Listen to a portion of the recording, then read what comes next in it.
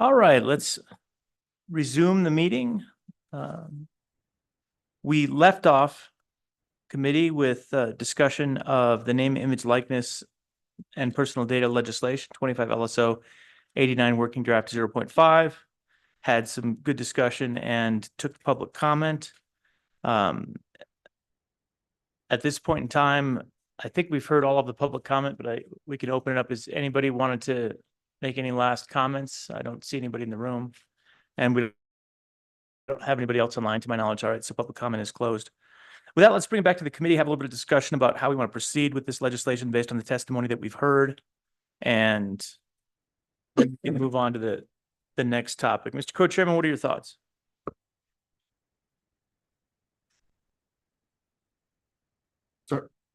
Because Mr. Co-Chairman, I was a little spaced out there for a sec. No worries. I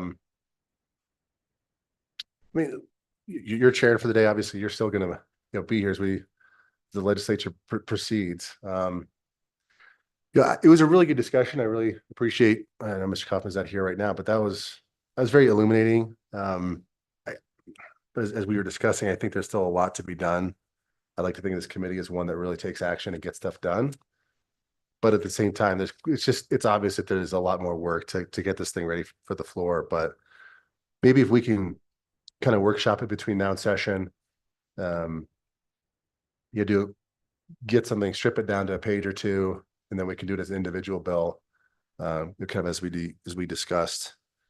That's kind of my thought process at this point. But Mr. Co-Chairman, what's your inclination? Well, what I heard in the discussion, the interest of changing the focus from what looks a lot like Consumer Protection Acts that we've tried to conform to Wyoming, shifted from that approach to the idea that we discussed at length of getting back to data ownership and creating personal data as property, and then building the structure around that so that it's appropriate, which again might look something like our page 3, the alternative language on 403201 as a starting point, and then a few additional paragraphs in addition to amending that appropriately based on a lot of our discussion about intangible personal property, trying to get to the point where we just declare that, or what Ms. Kaiser was talking about earlier today. Start from that point, and honestly, maybe even make that the entirety of the bill draft. Just get together a bill draft where that doesn't break things but empowers people, and then have that be the bill draft for the session, and then look to next session for how we could add on to it. That seems to be the course of action that I heard most commonly recommended, with the exception of industry, where industry would like us to just pass what other states have passed. Yeah, Mr. Co-Chairman, I think that makes a lot of sense. You're just doing the walk before we run type of approach. I mean, if we can just get the lines 7 through 13 on page 3, that's a pretty big step forward. Right. And then from there we can continue to to add ornaments on the Christmas tree, so to speak. Yeah, and Mr. Kaufman, we were just talking about kind of the path forward, which is consistent with our discussion about focusing more on the personal property aspect of personal data, trying to get a much shorter draft that really lays that out as its purpose, achieves that purpose, and then doesn't do anything else as sort of the first approximation, trying to get to that and structure that perhaps through some additional meetings. Even though this is our final meeting of the select committee, we obviously have the capacity to do work between now and the legislative session and work towards individual sponsorship. And if we don't come up with anything that we're happy with, obviously we can bring that concept to the next interim and work on it further. Mr. Co-Chairman, and maybe to kind of tacking on, I guess we're going a little bit in circles here, but just the nature of what we're dealing with here, and that, as you point out many times, it has been so monetized by these large tech companies, good, bad, or indifferent. Mapping this to our uniform commercial code really does kind of chart out a very well trodden, very well known, and well understood framework for how do we handle these types of these relationships that are pecuniary in nature, because inevitably they will be, right? And so there were certainly some really good points that were made about dispute resolution and how that proceeds. But again, just putting this here and starting here is I think is kind of that building block. And I totally agree. We can workshop this between now and January 12th or whatever the starting date is. So it's I think it makes a lot more bite-sized. It probably is also more consistent with the digital identity approach that we've been building over the past few years. Let's look to the rest of the committee. What does everyone else think? Representative Andrew, what are your thoughts?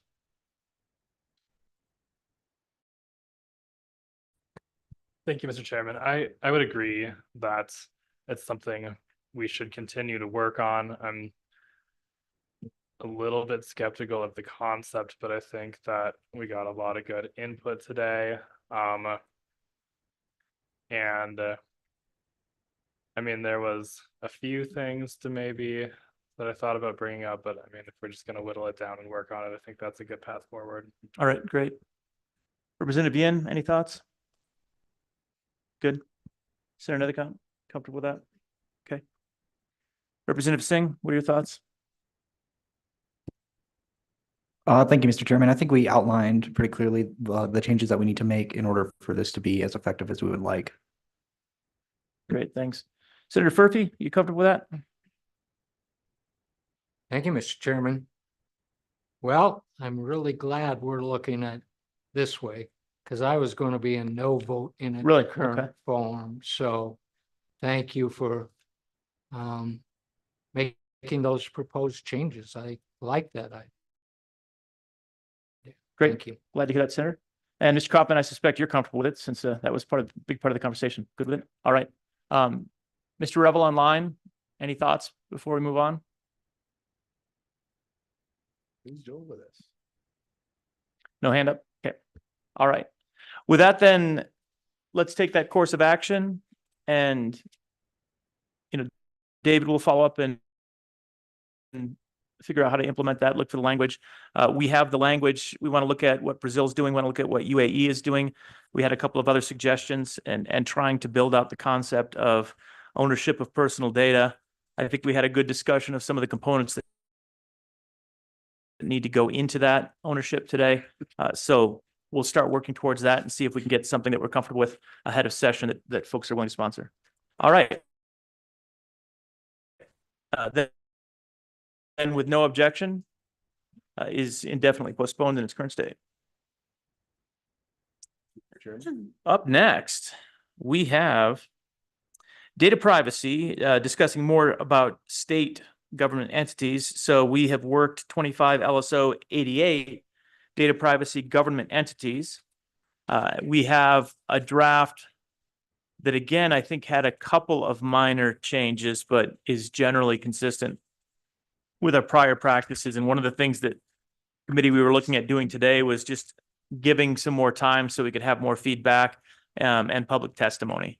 With that, David, will you take us through changes? Excuse me. Thank you, Mr. Chairman. David.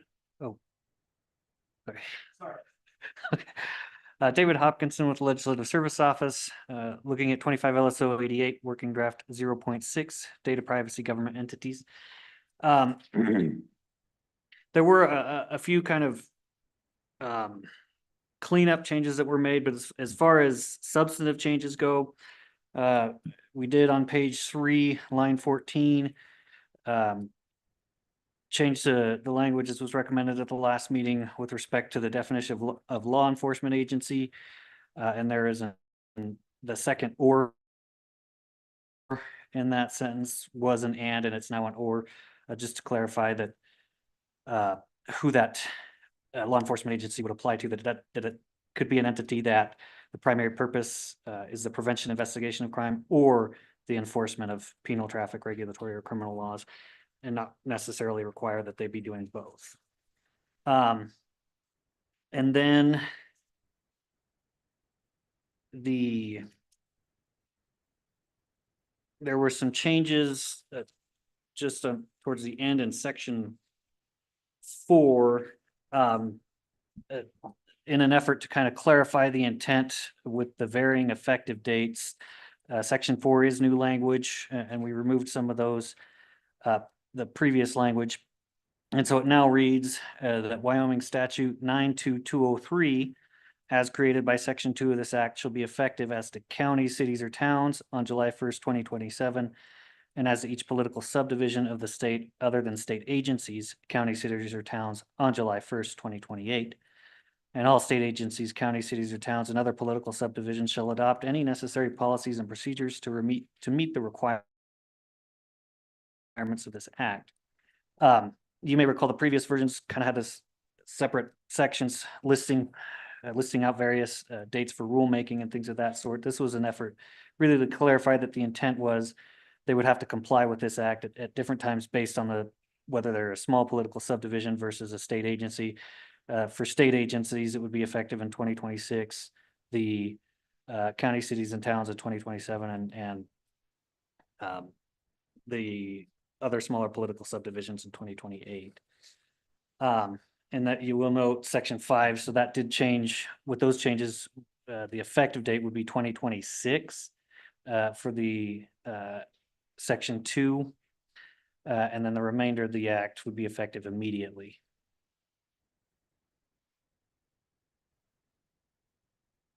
Great. Thank you, David. Any questions for David on this one?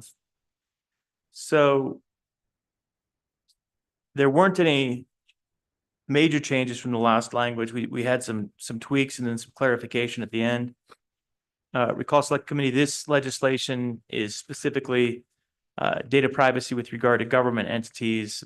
Very different conversation than the last one we had, just trying to govern the buying personal data of citizens of the state by government entities of the state, and put some regulation on that, as well as retention. So the retention side of things comes down to an allowance that government entities through a written policy can have effectively any data retention schedule they choose to, as long as they publish that and have some meaningful justification for it. And then there is, once again, the right to do a lot of the things that we discussed before about inspecting and updating as necessary, petitioning for changes of what is on file. The heart of it, you can see on page 7, I think a lot of the key provisions indicate, for example, the B paragraph, no government entity shall collect or maintain more personal data than is reasonably necessary for the performance of the government entity's lawful functions.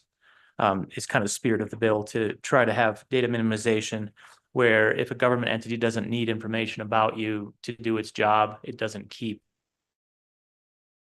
the information about you just because it's handy to keep it. With that, any discussion on the bill before we go to public testimony? I think we have some public testimony. Seeing none, let's open it up for public testimony. Let's start with public testimony in the room. Who would like to provide testimony? We'll start with our agencies if we can. So we're going to start with, no, please join us. Yeah, our state agencies we usually start with, and then we go to general public testimony. So go ahead. You know the drill. Welcome. Hi, welcome. Welcome back from lunch. There we go. Welcome back Sorry. from lunch. Members of the committee, my name's Erin Taylor. Sorry, I'm not officially an agency, so I still sit down. Yes, that's Representing the Wyoming Association of Community College Trustees. I wanted to come and visit with you a little bit more about this bill, because we've been talking about it a little bit more. Don't have any problem with having a policy, something like that. It's the paragraph little I on page 4. Asking for a petition from the governor. That is the issue that the colleges have all said, why would we have to do this? And the colleges don't sell the data. They just use it for recruitment and all the things that they use that student data for. But this petition to the governor was something that they were questioning as to why that would be necessary, and because it ties to the mission of the college. Would that be necessary? Is there an opportunity to say the colleges don't have to come and petition for every 2 years? That is the question that I'm coming to you before you today. When other states aren't subject to this, and they don't have to do this, Could it put our Wyoming colleges at a disadvantage? Maybe. They have boards of trustees that are the people that are in charge of those colleges. And so they make those decisions and feel that that decision could be made at that level. But that is the paragraph that I thought, I'm wondering if there was another way to approach that, or a sentence we could stick in there or something like that. So I'd love your thoughts on that, Mr. Chairman, and other members of the committee, but that's what I've been communicated.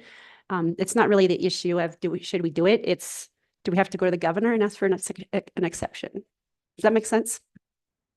Absolutely. And, on that point, I guess one of the questions is where the exceptions would be needed to the A provision. And recall when this was first drafted, there was no, or when we worked it, there was no Romanet 2 about having the possibility of the governor having an exception where data would be purchased, sold, traded, or transferred. So that's personal data without and this is kind of the key, without the express written consent of the natural person. So what we heard, I believe it was from the Department of Health, was a couple of circumstances where they saw themselves potentially running into this, where they need to acquire data and they had a justified reason for purchasing data. Based on that, we added, I think 2 meetings ago, the Romanet 2 to say, all right, if you've got a really good reason that you can justify, we need somebody to be able to make that decision, that somebody being the governor on behalf of the state, where if the governor writes a little letter saying, all right, we're going to have an exception for this, and here's the reason why, it could be justified, but leaving in place a little bit of a burden where it would be discouraging to purchase, sell, trade, or transfer the personal data without permission. So again, any student could give permission to do this at any point. If you wanted recruiting, for example, is what I'm thinking of in the instance of colleges. If somebody opts in to, we would like information about colleges, then you have their permission. So I guess the question I have is, what are the use cases that colleges might have to purchase, sell, trade, or transfer personal data without having express consent from those people? Mr. Chairman, that's a good question. And as it's been explained to me, the colleges don't sell the data. I want to be clear on that. But purchasing the data is and how they access. The example that's been given to me is like taking the ACT. The student through that process provides their information, and the colleges, not just community colleges, right? This institution here that we're in could access that data to recruit those students. So it's kind of an indirect situation. And it's more in the recruitment space that it's been explained to me. That is the biggest concern, particularly if there are other institutions in the region. We're all looking at the same students who might not have to jump through that hoop, so to speak. So I don't know if it's expressly clear, but that was the biggest concern, was having to do with accessing student data as it relates to the lists for recruitment purposes. Understood. And oddly enough, I think something similar is what actually led to this legislation, although it's a different institution. There were concerns about data acquisition by a state agency in the northeastern part of the state, where they did want to effectively do some advertising. And so they were buying information about constituents so that they could advertise to those constituents. And then effectively that information comes into the public record. So state funds purchasing information about Wyoming citizens, that then makes that information effectively a public record. In the case of the ACT scores, you might have and probably have FERPA protection of those and could get out of it being a public record at that point. But I guess I would just ask the question, because this is what this is the heart of the bill. even with recruiting, which seems like a reasonable interest, how is recruitment a compelling enough state interest that it would justify someone in the state of Wyoming from not having the opportunity to opt into that data collection, so to speak? So in other words, why is that a more compelling interest than the privacy of an individual who doesn't want that purchased? Mr. Chairman, I hope I'm going to answer this the right way. I'm not here to assume that it's not more important. Okay. I think the bigger issue is from the people I'm representing, the institutions I'm representing, they are governed by boards of trustees, a little bit different than a lot of other government entities, agencies who aren't in that space. So I could see why this bill might be needed in that space. So their point of that having to go to the governor, and I don't know, does the governor even want to do this? That's just something I'm curious about. But is he the right backstop for this? I don't know, but suggesting that the boards of trustees couldn't be that backstop, I think is where we're at. Okay, And I'm just speaking for the community colleges. Absolutely. Yep. Yep. Understood. All right, committee questions? Does everyone understand this? It is a bit of a challenge at the same time. You know, one of the concerns there, the boards of the trustees of the institutions are following the institutional directive, where part of the purpose of having a governor as an elected official dealing with this,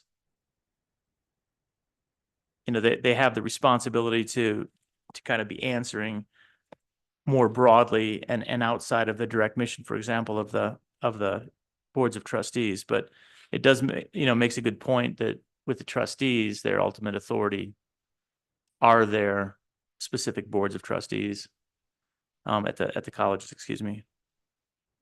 All right. Anything else? Any other concerns? Is that the only concern that That's the biggest concern, Mr. Chairman. Residents have. You know, it's pretty straightforward. Otherwise, happy to comply, happy to have a policy, those sorts of things. Those are the questions that I wanted to raise today. And I'm going to tell you, I don't really have suggested language on what that could look like. I really wanted you all to think about it too. And maybe we can work to get to the right space coming to the next meeting. That makes sense. Thank you so much. Appreciate it. Mr. Chairman, Yeah, go ahead, Senator. a question for Ms. Taylor.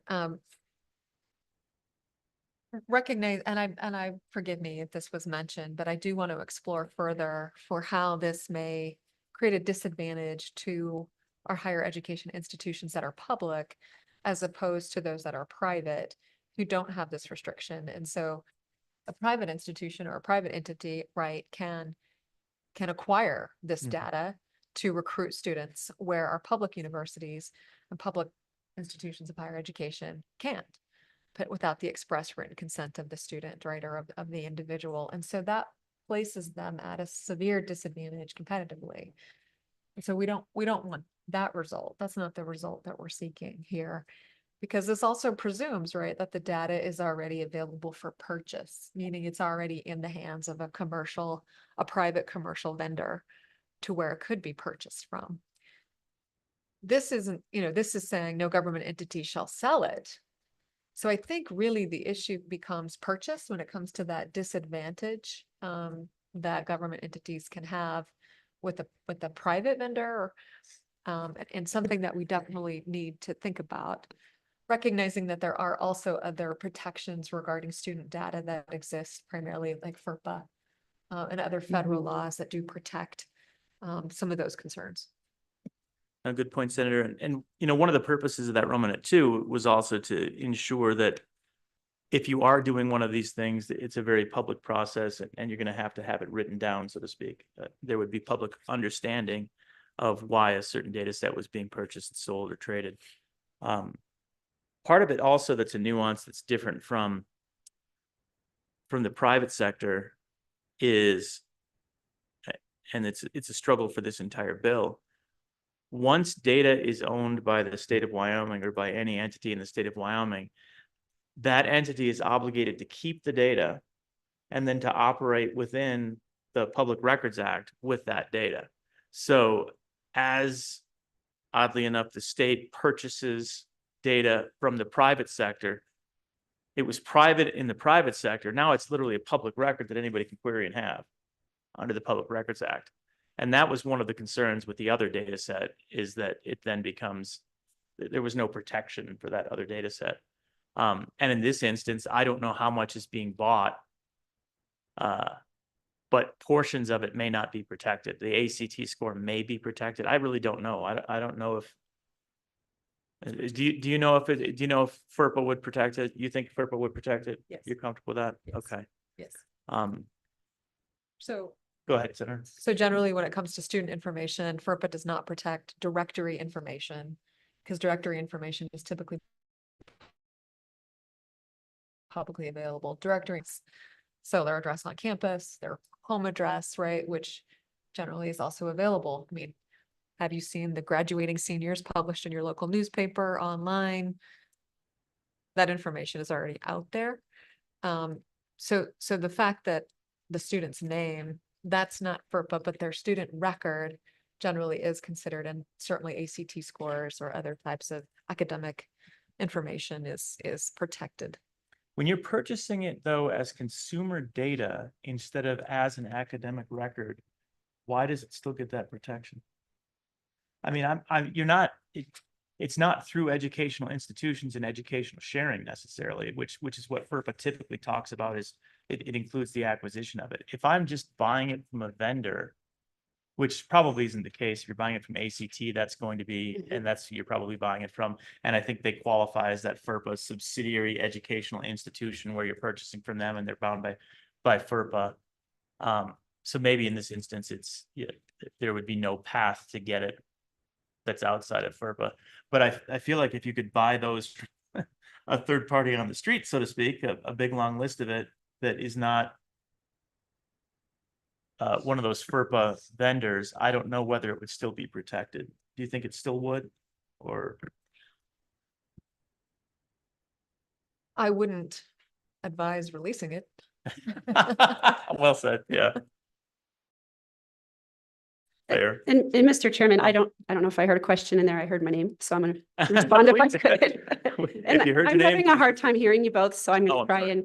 and make sure that I respond. But what you heard from Senator Nethercott is so real in terms of recruitment and an enrollment and impacts enrollment and not just our private. I mean, we have public institutions in Wyoming. We have some private, but not like other states. We are all competing for those students. And it's so, I just think it's more competitive now than it has been in a long time. And so that's such a big concern. And any little hurdle is something that the colleges are concerned about. So I think Senator Nethercott was more eloquent in how she talked about it, but that's the biggest concern. Understood. Yeah. Great, thanks. Any further questions for Ms. Taylor? I appreciate the opportunity. Yeah, thank you. All right, any other public comment in the room? Any public comment? Come on, Jeremiah.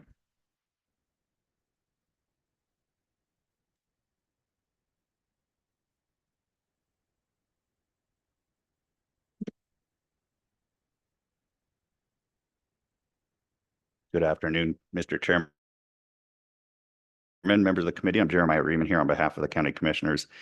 I was watching your last meeting, though there's some question about whether we're tracking this, and we have, and I appreciate the modifications you've made to the legislation through time.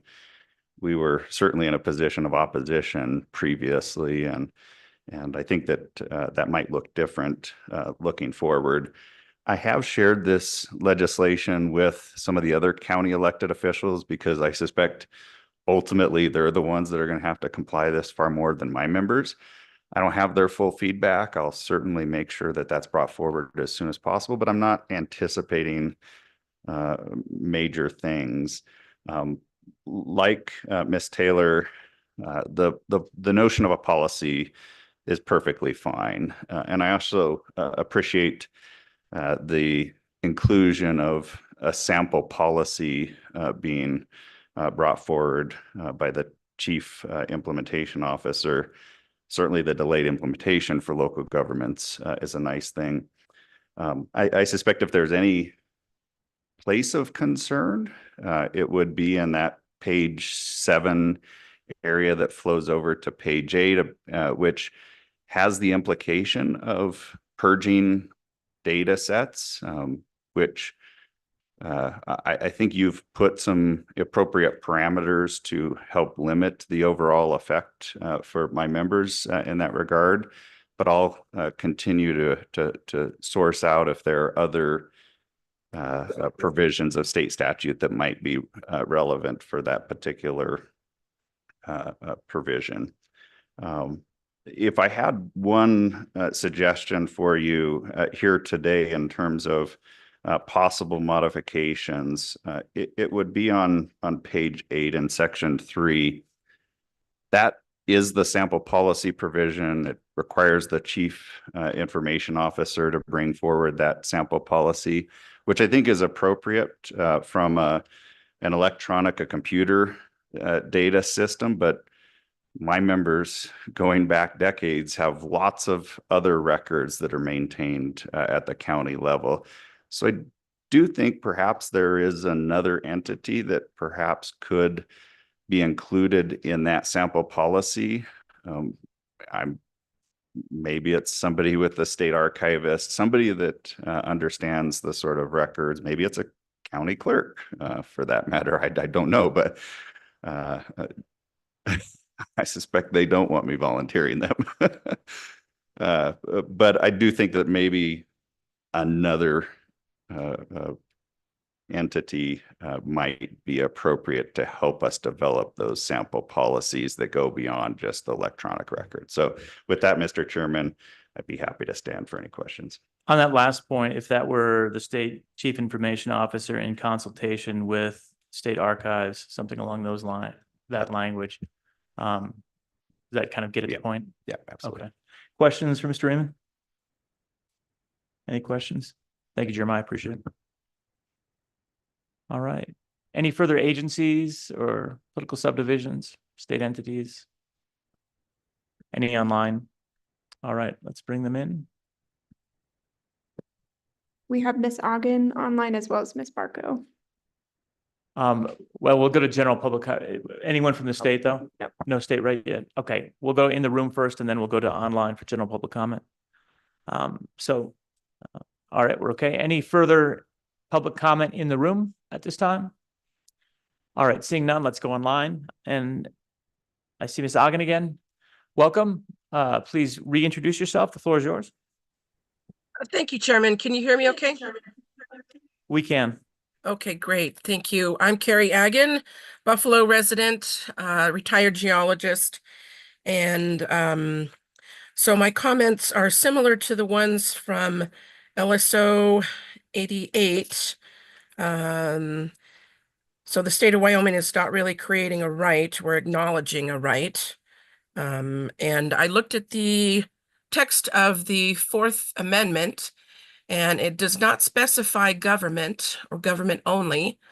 It's, I think it's sufficiently broad that it could be carried over to other entities, but I'll leave that to you to decide. Number 2 was that opt-out should be the default, and I think 89 kind of speaks to that a little bit. And then 3, that is, should not be just selling, but also leasing, renting, bartering, transferred, every other possible permutation. Another thing I wanted to mention was that although 88 did not, as far as I saw, I kind of skimmed it, I apologize, so maybe I missed it, but it didn't seem to address what happens to our data after the intended use or time period ends, or have a teeth for how to deal with abuses or non-compliance. 89 speaks to that a bit, but I would love to see that beefed up a lot more. And I appreciate that you guys are working on this diligently. I think both these bills are very needed and appreciate your hard work. Thank you. Thank you. Any questions for Ms. Hagan? Any questions? Seeing none, thank you once again for your testimony. Appreciate it, Ms. Hagan. Thank you. All right. Anyone else online?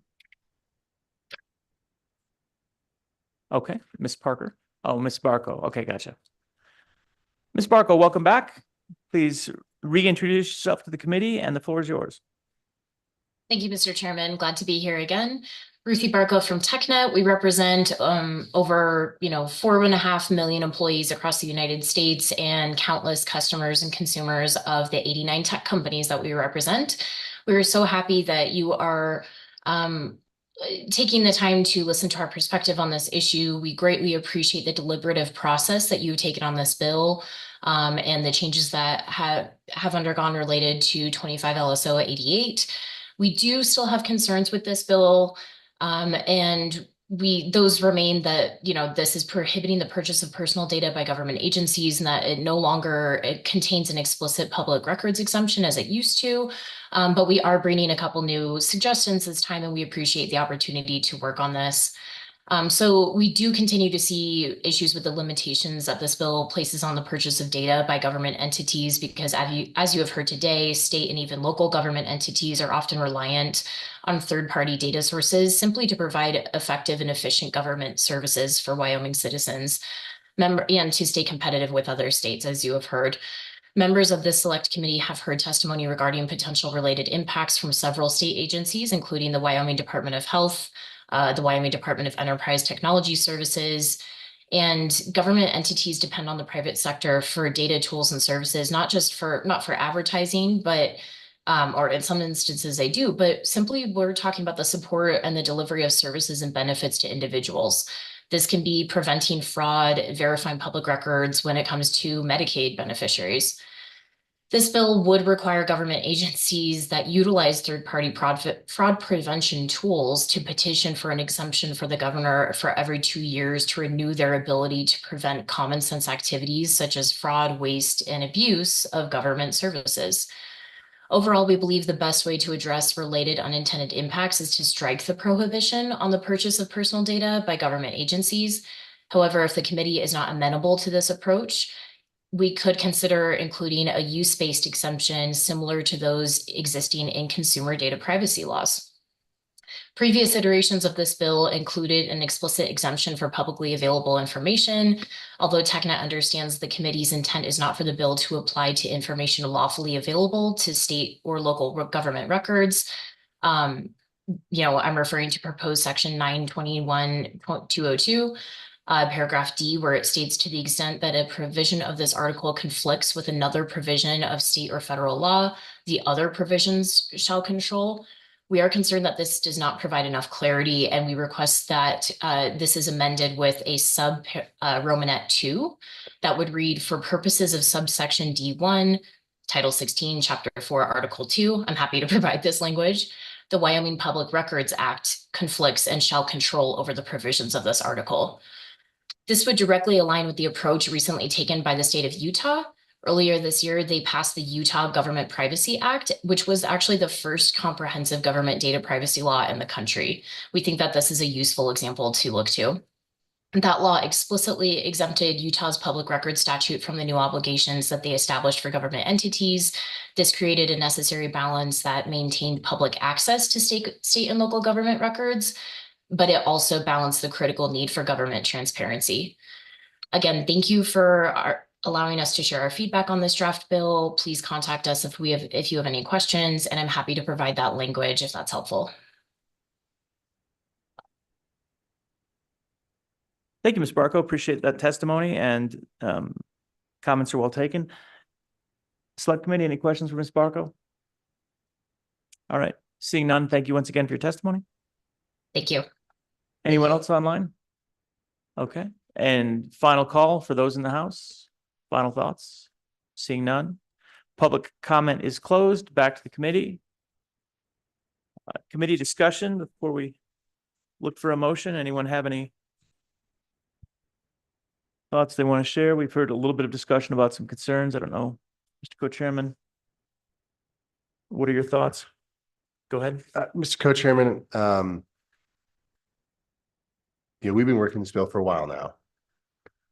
I think this committee has been pretty reasonable in its willingness to listen to the concerns from outside stakeholders, right? I mean, how many times have we amended the language? I don't know, 4, 5, 6 times.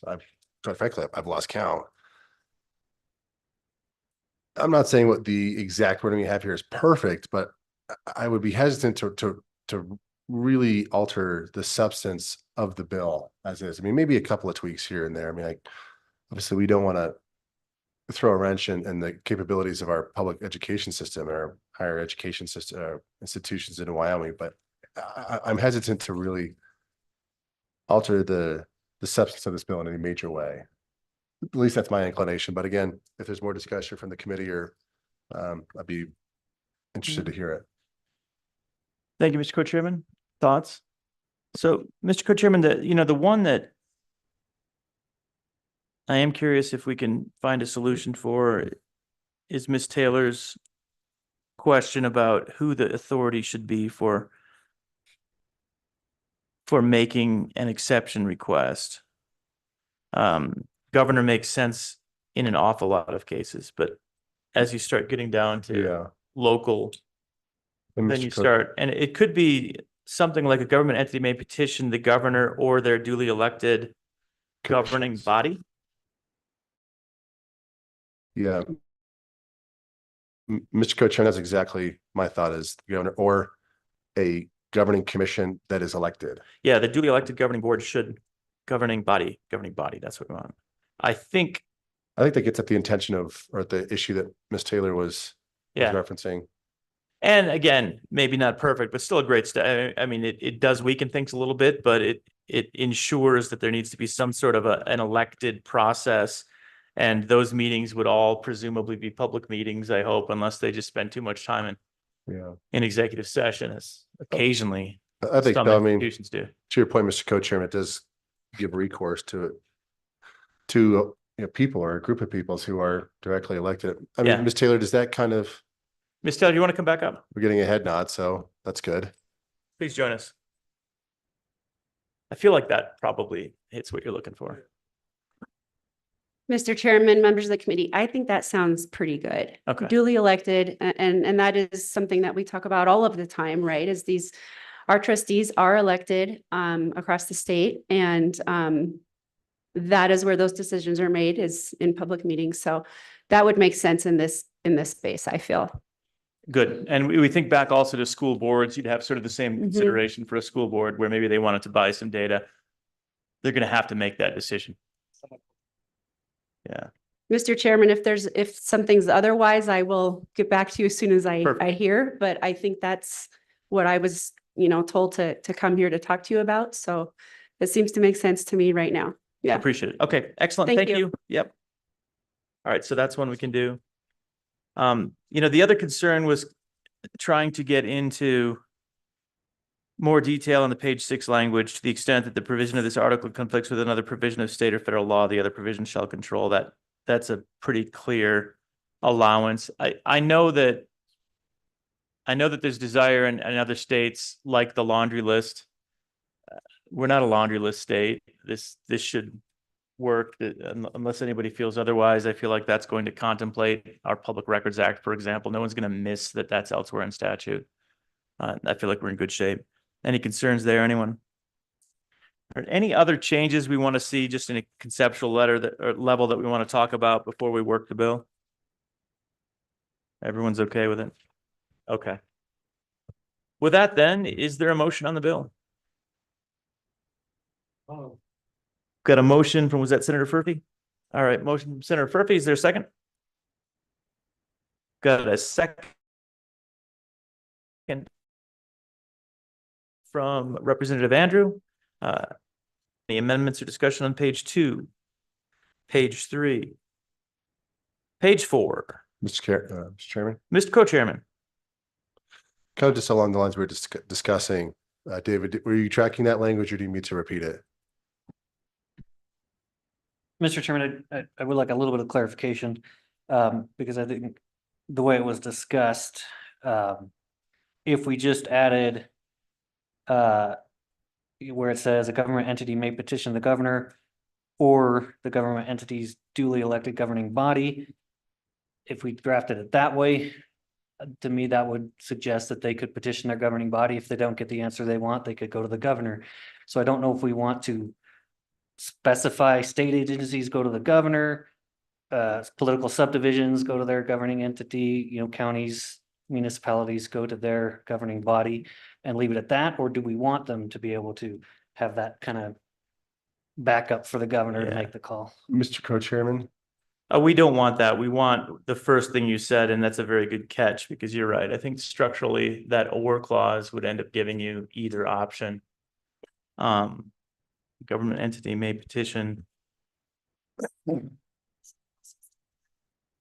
ahead, Senator Northcott. Mr. Chairman, I think it's appropriate to go with the first option that Mr. Hopkinson delineated, which is keeping each government entity's chain of command Yeah, as it was intended to be created for many reasons, but one of which I immediately go to is liability, right? And so local governments have their own liability exposure. The state has a different level of liability exposure. I don't think it's prudent to cross-pollinate. agreed. Mr. Hopkinson, do you have any easy way to solve that without us having to dramatically expand that? I was trying to think through language. I see why the or causes problems there. We can do a conceptual amendment as well. And Mr. Chairman, I guess I would be inclined probably to create a list. I mean, it might add a couple of lines there, but to specify, calling out each one individually, a state agency may petition the governor, local government, however we have it elsewhere in the bill, in line with those divisions really that we see in the effective dates, and separate it out kind of that way, identifying the entity and then the person or entity that would provide the exception. I think it's probably how I would proceed. But certainly at the discretion of the committee.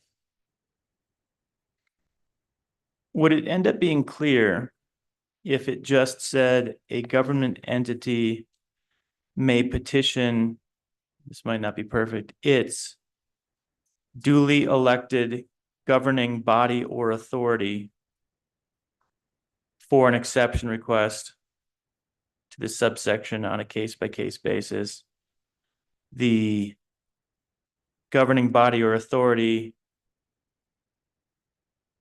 in their discretion may publicly approve. So instead of being explicit about the governor, just indicate, I mean, the governor is a governing authority for most of the executive branch. That's pretty clear. So a duly elected governing authority for almost the entirety of the executive branch would be the governor. However, if you were in the treasurer's office, for example, you would expect the treasurer probably to be responsible at that point, which would not be a bad choice either. Is that unambiguous, or would we end up with question marks associated with that? Because I don't think we define that in statute. It would definitely just have to be read that way. Mr. Hopkinson, what are your thoughts? Mr. Chairman, I think something like that could work. And I see the point that you make there, particularly about the state agencies, that maybe there is another person they want to go to, whether it's, their personal elected official or break it out kind of that way and just leave it as their governing authority or entity or whatever phrase that we choose to Yeah. use. But that does make sense. Would we need to say body or authority, or would we say authority? If we said their duly elected governing authority, is that sufficient? Senator Nethercutt, what do you think? I think that we should direct LSO to provide appropriate conforming language to this conceptual amendment. I think it's clear. Mr. Hopkinson, do you have clear understanding of what we're driving at? Mr. Chairman, Senator Nethercutt, I certainly think so, and I can tweak it and get some feedback as well, so. Perfect. I That second the sounds good. motion. All right. Mr. Chairman. Who was that? Representative Singh, go ahead.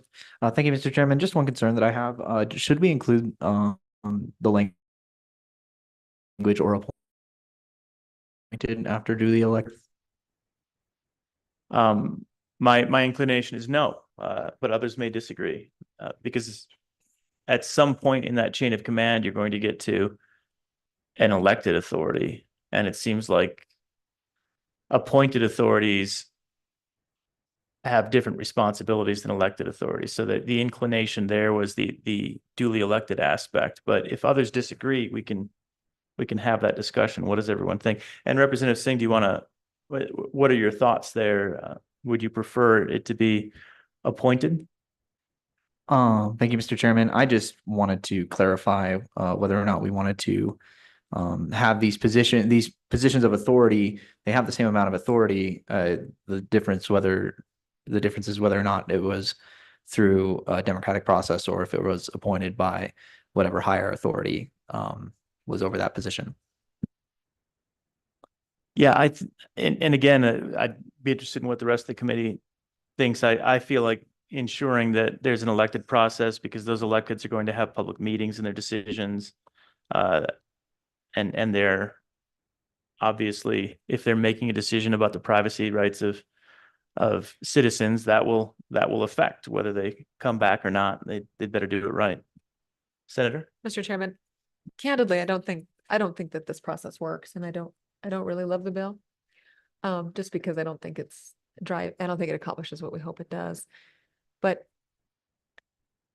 no, I mean, the governor doesn't need to have a public meeting to give approval for the Department of Health to go purchase Well, that's true. commercially available information. So the assumption that there's going to be some type of public verification other than through the gubernatorial vote every 4 years, I don't think is realistic.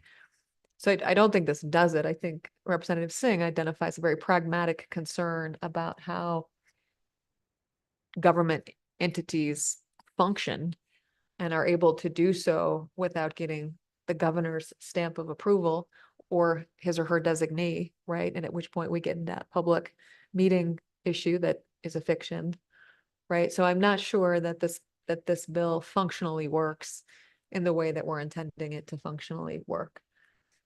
Interestingly, like the local boards or the local government bodies, what I think the bill directs through the amended language potentially is for those entities to create a policy addressing this issue where they then are authorized to defer that decision making to their CEO, their appointed president, right, to make those decisions. And so it's a delegation of authorities of those public entities through policy is, I think, what ultimately happens. And the only way it's functional for government entities to participate. I am concerned that we haven't received the appropriate level of government feedback as to how this bill would affect all of our state agencies. So we don't have a full appreciation of the type of commercial data that they're trying to purchase or what type of data they provide to others. And I think we're going to be surprised in session as soon as they see a bill published. Well, this is the second time we've seen the bill. They've had, and again, pushback from the last year. We came back and iterated through that. Our first meeting had extensive public comment from state agencies. So I kind of disagree with that last part that they haven't vetted it. I think they didn't vet it last year, but at this point in time, I think we've worked through their concerns with providing the exception or language. And I think one of the concerns about appointees, if anybody can write an exception, then it's true, it does nothing. The bill is going to fail utterly at that point. So if we have an interest in achieving a point at which the government won't purchase, sell, trade, or transfer personal data, then we need to find solutions that move us towards that and rational exceptions. So my question, Senator, is if you don't see this as achieving that, and particularly if we're adding exception language, how do we achieve that, or do we not want to achieve that objective? Any thoughts, Senator? No?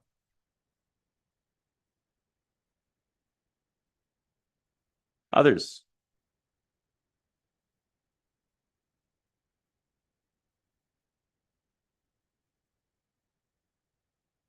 Well, we've got a motion, I believe, and it was seconded to provide an amendment to the Romanet 2 so that it goes to duly elected governing authority and then conform that language to whatever's more appropriate than specifically that. So that's what's on the table right now, is that amendment. Any discussion, further discussion or debate on that amendment? And it is with duly elected as the concept. Question. All right, question on the amendment. All those in favor say aye. Aye. Opposed, no. That motion is carried. Amendment adopted. All right, further discussion on page 4. Or amendment, seeing none. Page 5. Seeing none. Page 6. Page 7. Page 8. This is where we had that language tweak.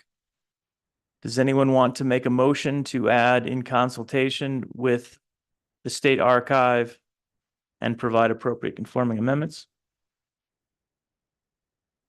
Mr. Co-Chairman, Mr. Co-Chairman. I so make the motion for that amendment discussed. Mr. Hopkinson, do you need clarification on that, or are you tracking? No, Mr. Chairman, so my understanding is basically on page 8, line 5 after Chief Information Officer, we would just insert in consultation with state archives or language to that effect. Correct.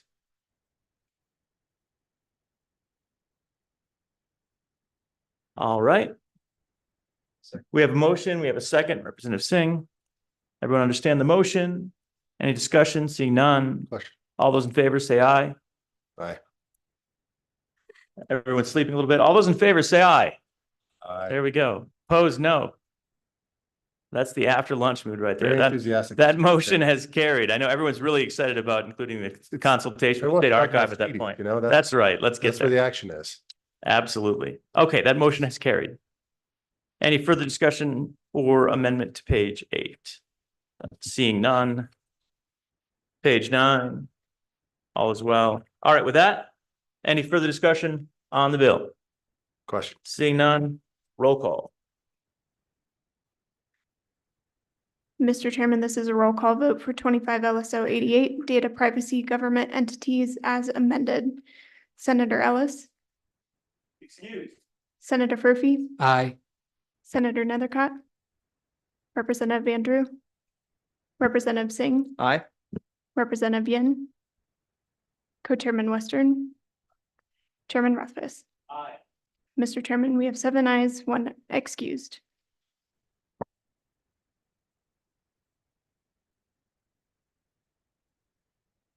All right, and with that, we are on to special purpose depository institutions.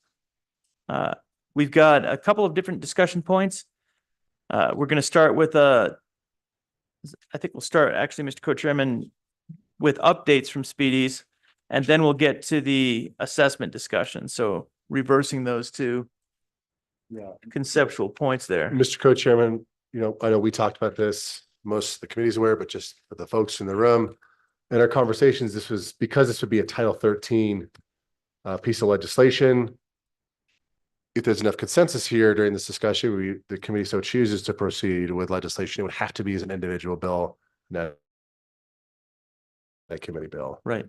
And we did have, we had a couple of tweaks, and those are being forwarded. I think that's a good point. Those are being forwarded to the Minerals Committee, so those will be brought up at the next meeting. Correct. One thing to note, though, earlier in the day, and this is something that we forgot to bring up right after lunch, when we worked the Defensive Banking Act, so this was 25 LSO 90, first thing this morning, think back before lunch, everyone, that was a Title 13 bill. And so we passed that, we sponsored it, and it turns out we can't. And we'd overlooked that, Mr. Co-Chairman, that we're not allowed to introduce that legislation. So at the end of the day, maybe we'll run a new motion to recommend sponsorship to the Minerals Committee as a more appropriate motion. When we clean up, we'll come back to that and get an accurate motion that we can actually legally do. That'll be a nice change from the earlier motion, which apparently was a violation of the law. We don't want to do that. We Mr. don't want to Chairman. do that, right? We don't want to do that. And if they don't take it up and don't have time to take it up, we can certainly sponsor that again, circulate it among the members and get membership sponsorship as we've done in the past. But I just wanted to raise that, as you mentioned, the same thing with special purpose depository institutions. So those are already on their way to the Minerals Committee. We previously sent along our tweaks there. With that, let's start off with updates from Speedies. If we have any, and I believe we will, but it depends on the timing. Do we have? Okay, excellent. So we'll start off with comment from our Speedies with regard to updates, general updates, and then we'll talk about the assessment discussion a little bit later. So Trevor, please introduce yourself and the floor is yours on any good updates for us. Great, thank you. Hello, Senator Rothfuss, Representative Western, members of the Select Blockchain Committee.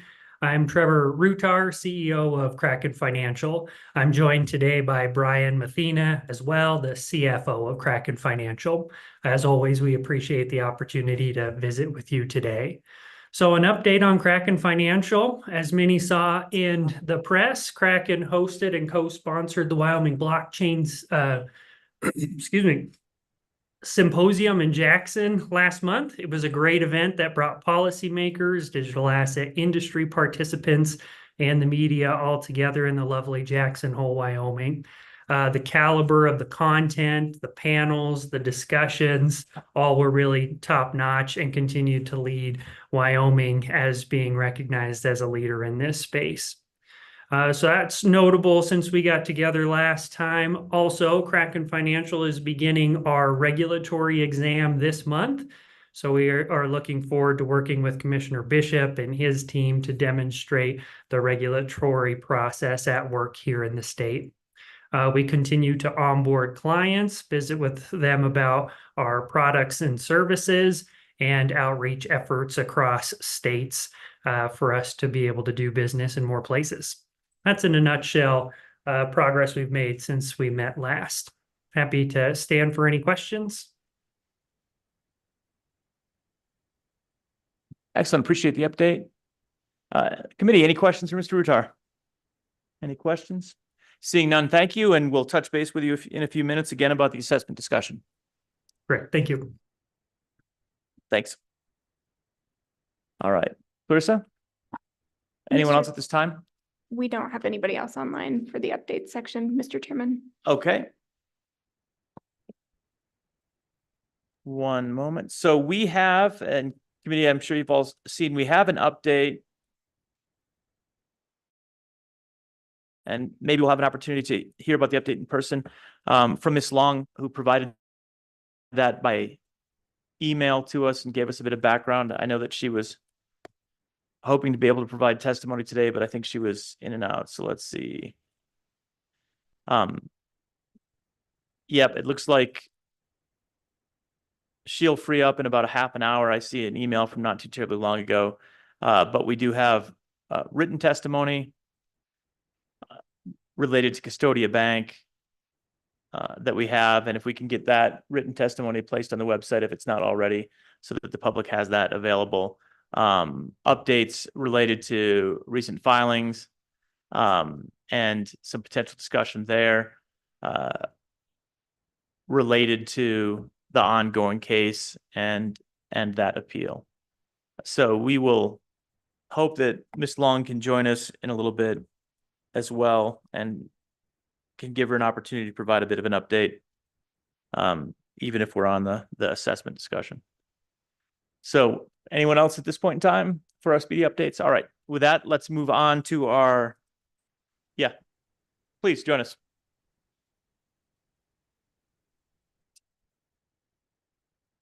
Mr. Lindholm, please. Thank you, Mr. Chairman. Tyler Lindholm, State Director for Americans for Prosperity, Wyoming.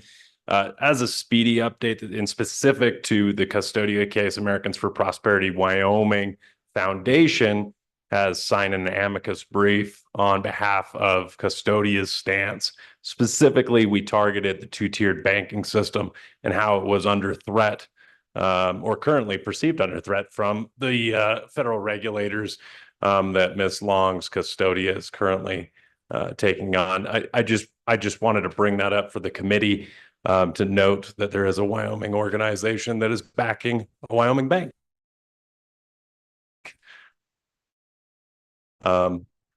As they're backing the Federal Reserve also. So I did want to put a note, an asterisk on this situation, that there are Wyoming entities backing a Wyoming entity. Excellent. Happy to hear that. And go ahead, Mr. Co-Chairman. Thank you, Mr. Co-Chairman. Mr. Lindholm, I do appreciate that. I mean, I know obviously AFP is quite literally for prosperity and allowing businesses to succeed or fail on their own abilities. Similarly related in this discussion, obviously part of this is this whole assessment, the 0.2 of a mil, and given how you were the chair of this select committee, and you were kind of one of the key drivers of the legislation of Senate File 125 in the 2019 general session. What are your thoughts on that, on amending that 0.2 of a mil to help? I guess some of the folks are saying that it will help attract more speedies. Do you have an opinion on that one way or the other? Yeah. Mr. Lindholm. Thank you, Mr. Chairman. In regards to amending that 0.2 of a mil, the original intent of that was to essentially assuage concerns around a new type of industry coming up in the state of Wyoming and them not essentially paying their own way. As we've seen, and I don't want to speak for Mr. Bishop, the division of banking, though, industry has paid their own way. They've managed to find a way to ensure that the existing taxpayers in the state of Wyoming weren't covering the cost of doing these reviews and audits. The state banking was sound in that regard.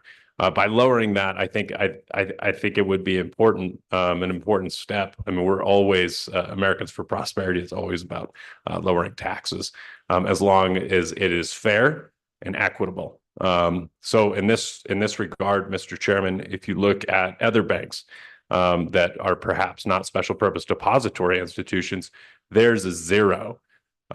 So lowering, maybe just go to 0. Make it equitable across the board. I think that might be the most important step that you could make. Thank you. Any follow-up, Mr. Co-Chairman? Mr. Chairman, no. Okay, thank you. Thank you, Mr. Co-Chairman. Mr. Lindholm, anything else? Appreciate your testimony. No, appreciate it. Thank you, Mr. Chairman. Excellent. And Mr. Co-Chairman, I realized that we actually skipped over the 2:30 break ahead of the Speedy Banks, and that's probably part of the reason why we didn't have the opportunity to get Ms. Long in, who was going to be a little bit delayed. So if we were to take that break for 15 minutes, we can probably get ourselves back on a reasonable schedule, but go ahead. I guess since Mr. Rutar, you've already weighed in, are you fine with taking a 10-15 minute break, or do you want to, how's your schedule looking? We want to be sensitive to that. Yeah, Mr. Rutar, are you okay? Yep, okay to wait and can reconvene after the break. Excellent. Yeah. All right. Well, let's take a break until right around 3 o'clock then. Our 2:30 break, 15 minutes late. We'll go until 3. And I believe that would probably end up getting us the opportunity to engage with the other Speedy Banks that we're expecting things to start closer to now. So my apologies for missing that earlier break opportunity. But that will get us back on track to engage the rest of the Speedies on this. So with that, we're in recess until 3 o'clock.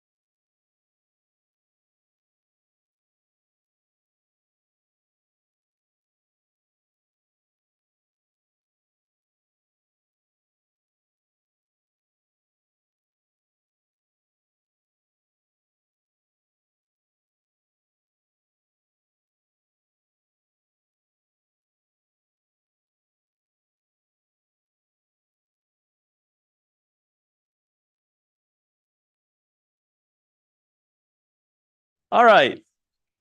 Let's get started again. So when we left off, we were talking about our special purpose depository institutions and just beginning a discussion of assessment. As a bit of background in the original legislation related to the formation of Speedy Banks, we had and have in statute a 0.2 of a mil assessment on the financial holdings of the Speedy Bank. That is unique to Speedy Banks, and it is paid as an assessment in addition to or on top of what's the specific term of art? Let's see, it's not the bank review, it's or is it the banking review? Mr. Co-Chairman. The examination? Thank you. That's what I'm looking for, the examination fees. Struggling for the specific word. It's late in the afternoon. Right, I know. And again, we had lunch. So that's the topic of discussion, and we have Mr. Rutar from Kraken. I know that he's been looking into this and has some information for us to present. So with that, Mr. Rutar, the floor is yours once again, but please introduce yourself again for the record.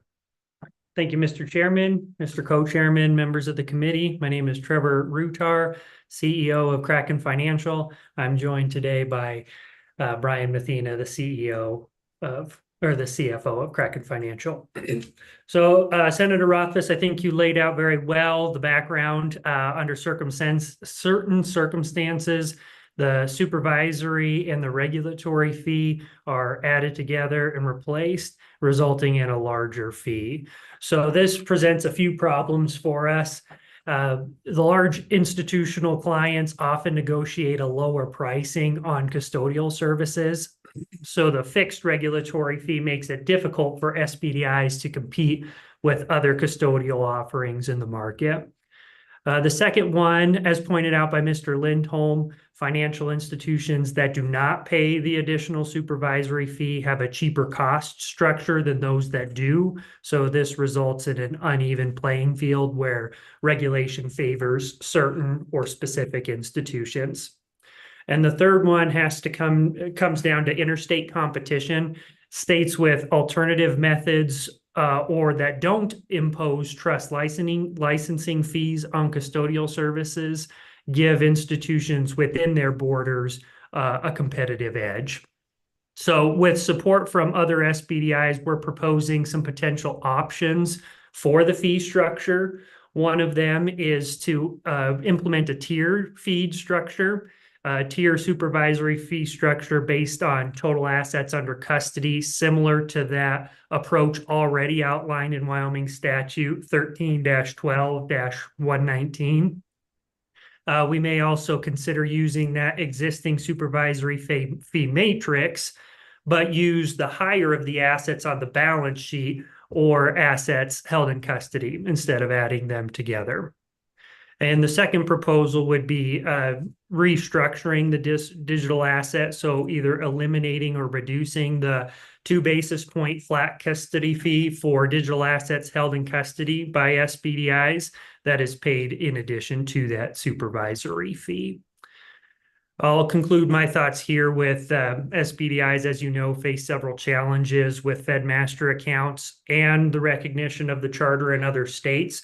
So these combined with an uncompetitive fee structure stymie the growth of the industry in Wyoming. Happy to pause here for any questions. Thank you. Any questions for Mr. Rutar? Questions at this time? Okay. Mr. Rutar, I do have one question, and maybe Brian's going to get into this, but when we talked about this previously, one of the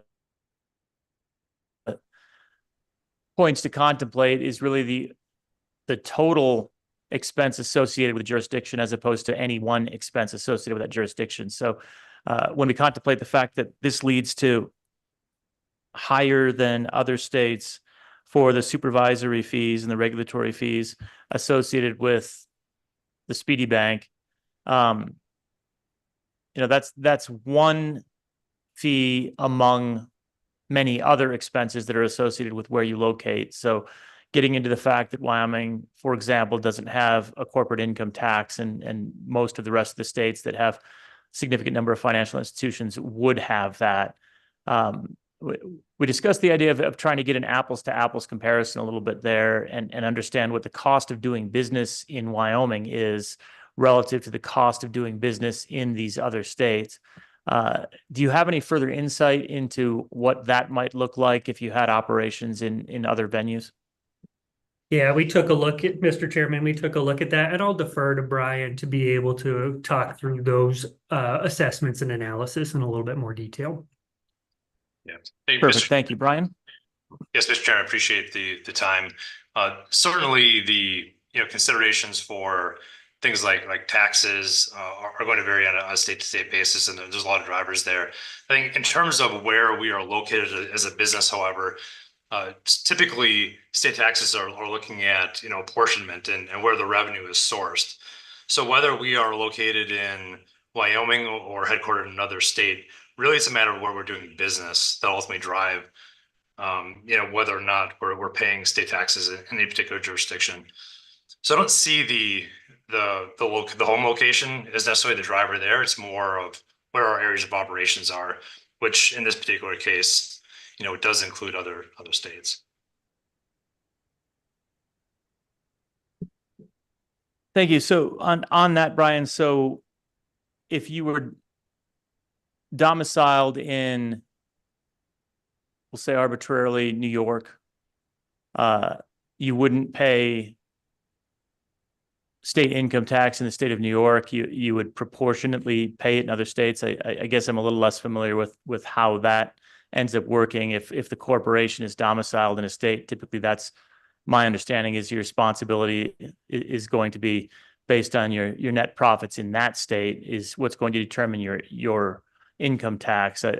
Apportionment of income tax, I guess, is not something I'm particularly familiar with. I do know that some states like California try to force some apportionment on things like that. But can you provide a little more insight on how that works with property tax or with income tax?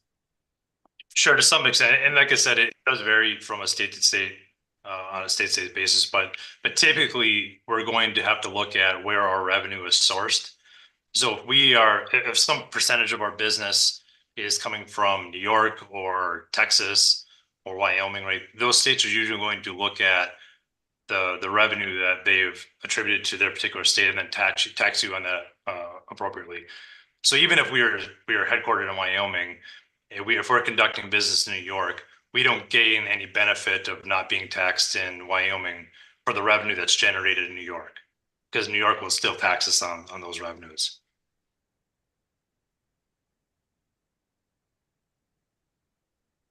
Okay.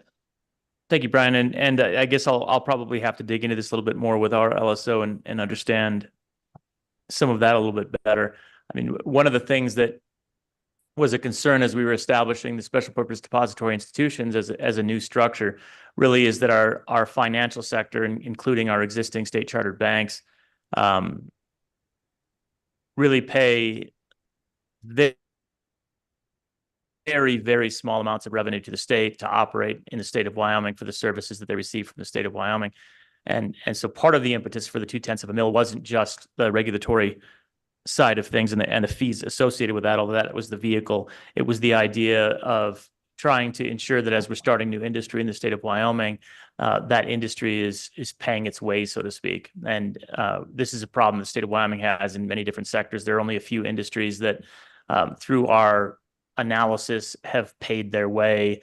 And what we mean by that is, that the revenue from the industrial sector exceeds the cost of that industrial sector. Manufacturing is a great example. Every state in the country, except for the state of Wyoming, you add new manufacturing jobs and the state ends up coming out ahead. In the state of Wyoming, if you add 1,000 new manufacturing jobs, we wonder how we're going to pay for the education of the kids of the people that work in that manufacturing job, because we don't tax. So I guess what I'm trying to understand a little bit better is if this type of assessment is a bad approach for business, and other states all have tax structures that are different. What's the right fee structure or tax structure that the state of Wyoming should be adopting so that it's the most favorable for a financial technology institution? And that's one that I think we've struggled with a little bit. I don't know if we can get there because it's very hard to make those types of changes. But do you have any insight into that answer, Brian, or Trevor, for that matter? Yeah, Mr. Chairman, I can start and then see if Brian has anything to add, but it kind of goes back to the tier feed structure that we were proposing earlier, that as we are successful, so is the state of Wyoming, and it models our business pretty well, other financial institutions too, especially those that are banks with assets on their balance sheet. If it's measured in that way, then those revenues are taxed or assessed for regulatory purposes. Those would go to the Division of Banking for them to be able to do their regulatory needs and services. And then if anything above and beyond those needs gets rolled into the state, that certainly is an avenue where this type of industry, SPDI specifically, could be assessed and taxed in a way that's not penalizing us and is more on par with other states such as New York. Mm-hmm. Committee, if you have any questions, please get my attention, but just to pursue that, Trevor, I appreciate that. And, I do understand the concerns raised with the assessment as being the vehicle. And I guess, if we were to come up with an assessment that truly did just cover the cost of supervisory fees and other fees associated with the Division of Banking directly. So in other words, go back to what the cost is, and the tiered approach makes perfect sense for that, right? You're going to effectively cover the cost there. The question that I think we need to explore then is, in the absence of that, what is the best taxation structure for the industry so that the state is benefiting when you're benefiting and not benefiting as much when you're not benefiting as much, which again, we have structures, for example, on coal, oil, and gas, which we tax thoroughly, I'll say. Right. Uranium, yeah, other minerals, we don't hold back on taxing those entities. But at the same time, as the revenue declines, their taxes decline, which causes us no end of problems, but there is a certain fairness in it. Do you have any initial suggestions? And I think this is a conversation we need to follow up on to try and identify this, because we don't necessarily need to figure out what the perfect answer is today. But I think we need to look forward and understand what is the best model for financial institutions, particularly those in financial technology sector, in the digital asset space, where in the difficult times, in the startup times, when you don't have free cash flow and you need to use your funds to build the company, that the burden is much less heavy at that point in time. But at times when things are going well, just like our folks in the oil field, when things are going well, the state benefits in that. So any preliminary ideas on that, or is this something that we should kind of keep talking about? Mr. Chairman, probably something we should continue to talk about, because we understand the need for the state. They want to generate revenue, and the industry wants regulatory clarity. And a lot of what Wyoming has already done has brought that clarity here and made Wyoming a place that's friendly for it. As far as the taxing structure, making it a fair playing field, I think it is an important consideration, maybe that the committee can consider in a little bit more detail. As Brian pointed out, the idea of apportionment kind of creates a whole lot of complexity into how the state of Wyoming is compared to other states and their assessment models.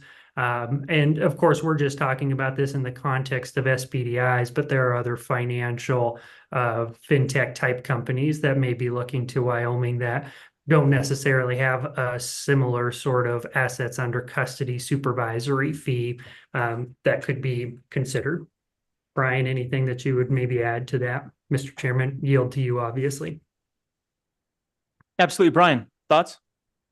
I think just keep my comments fairly simple and just that as a Wyoming state charter bank, we would hope to be viewed and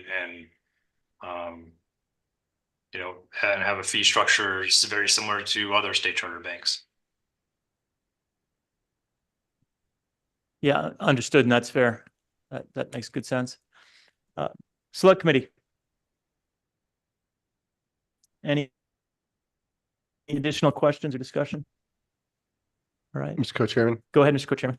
Well, and Mr. Retard and Brian, again, we really appreciate the discussion, and we try to view the select committee as, you know, nothing is off limits in terms of how we can help each other, right? How you can help the state, how we can help you be successful. Unless I've missed something, a lot of this has been conceptual in terms of like a tiered structure, those kind of things. But I mean, can we put some concrete numbers on that? I mean, if you're at X amount, you're pegged to this assessment. If you're at that amount, you're pegged to that assessment. I mean, and I know you don't want to throw out a number and have that be the marker to start negotiating with, but is there even a range that makes sense to you guys? You can give us a kind of a point to start thinking about. Mr. Coulter, Go ahead. Yep. so the way that I would, I guess, originally propose that we think about this is there is an existing matrix that's in place today, which is based on assets on balance sheet for banks. If we were to look at that same matrix for Speedies and even say something as simple as, we'll look at a Speedy bank and either the higher of their assets on balance sheet or their assets held in custody, we'll apply that matrix to it.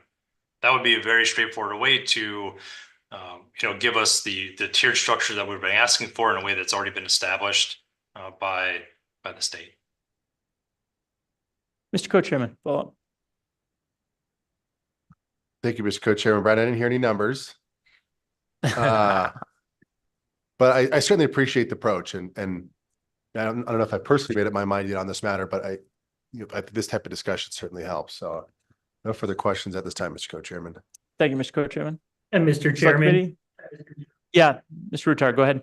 so I would just reference Wyoming statute 13-12-119. So those are the guidelines Brian was outlining that shows exactly if you are this amount of on your balance sheet, this is the fee that you're assessed. If you're this, and it goes from 0 all the way up to fairly large.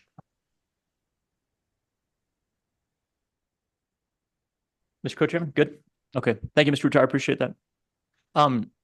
Do we have any other Speedies that we're interested in weighing in at this time on assessment right now? Okay. Yeah, I don't think they're on right now either. Okay. So BankWise is not with us at this time. Great. All right, any further discussion? So, we've got Commissioner Bishop wants to come up and provide some public testimony on this, and I'll open it up to public testimony on this particular topic also. So we'll start with agencies. Please join us. Absolutely. Commissioner, floor is yours. Thank you, Mr. Chairman. Jeremiah Bishop, Banking Commissioner. Sorry if I jumped the gun there. I just wanted to provide some more information on what the current fee structure is, right, and how it relates to other banks and trust companies. So SPDIs currently pay 3 different fees. 2 of them are set in Title 13, and then there's the digital asset fee, the kind of 2 mil fee that is in Title 34. I will say that all 3 of those do not go to the general fund. None of it goes to the general fund. It all goes to the Division of Banking to cover our costs of supervision. The first fee is exactly like the individuals from Kraken said. One is it's a traditional asset based fee. It is the same fee that all of our traditional banks pay. That matrix is put forth in Chapter 3 of our rules. As you grow, and I can't give you the exact numbers because they're weird numbers, but it's in Chapter 3 of our rules.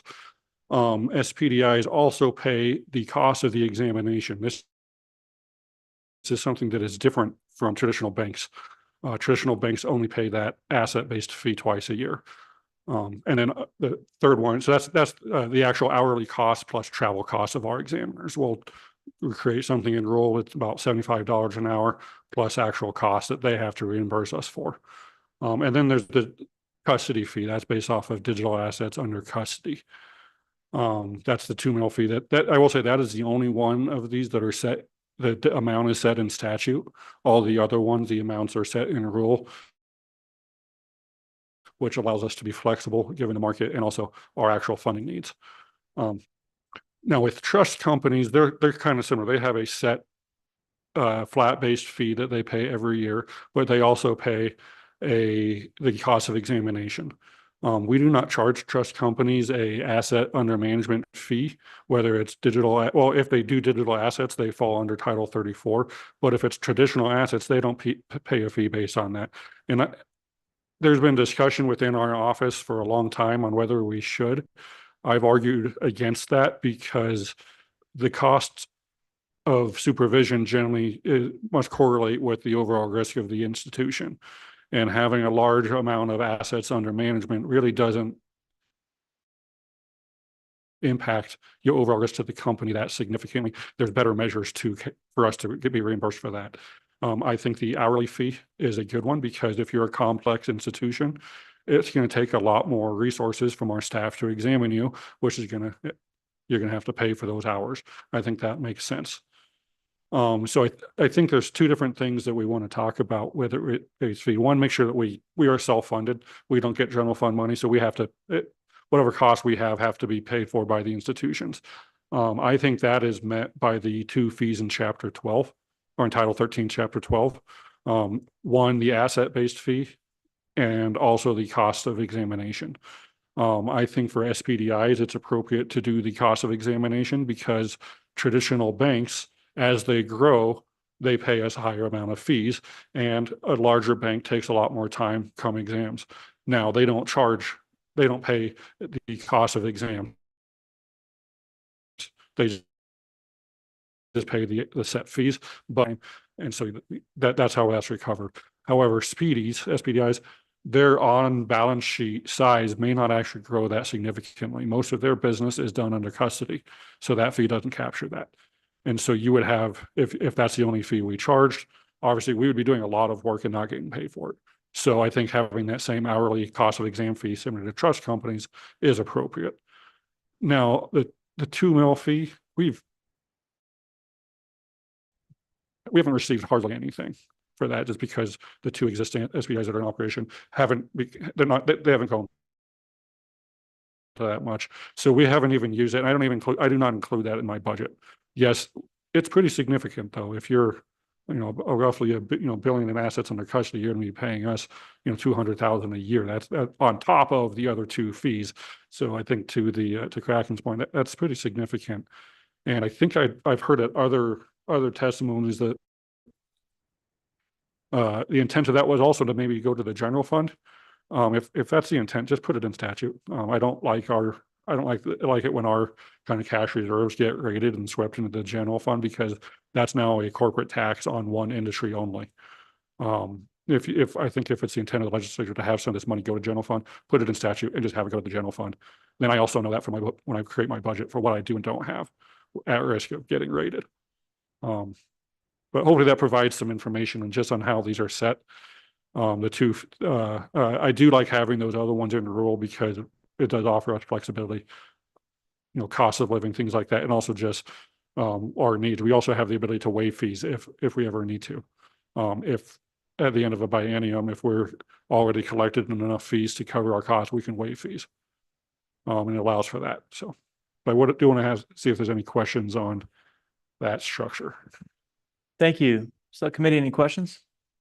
Mr. Co-Chairman, go ahead. Mr. Co-Chairman, so Mr. Bishop, am I hearing you correctly that right now that 0.2 of a mil provision is not really generating any money for the division? Is that correct? Commissioner? Yes, Mr. Chairman, or Representative Wesson. Yeah, that is correct. Right now, because the institutions that are providing digital asset custody, they have not increased that volume, so they're not paying very much. Our trust companies are. That's the other one, is since that's in Title 34, it's not just SPDI, it's anybody providing digital asset custody, including trust companies. So we actually have collected probably more fees from our trust companies in this space than from our SPDIs. Just simply, they've been doing it for a little bit longer. And again, those companies also pay the annual fee plus the cost of supervision. So I think it's definitely worth more discussions, I think, during kind of enter between meetings with the industry to find what is that fee? Where should it be? And also where should it go? That's also important. Yep. And Mr. Chairman, recall, as we were working on that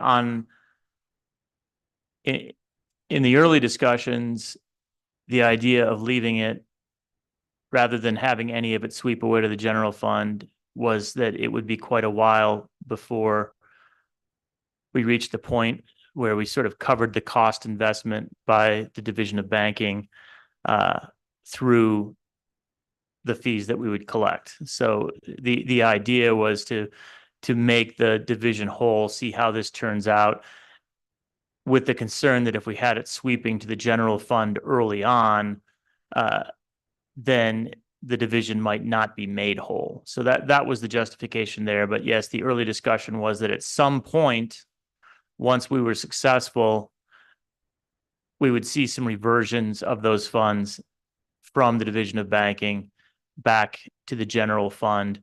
And then it would start behaving more like we see with some other agencies that end up having either small or larger reversions depending on what their fees are. So that's the history there. Commissioner, go ahead. You want to respond to that? No, that I was not around when that discussion was had at the beginning, so I definitely appreciate that context.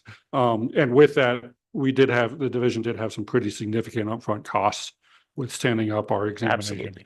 Absolutely. Our exam manual did not come cheaply. We did also have to, and to some other various contracts.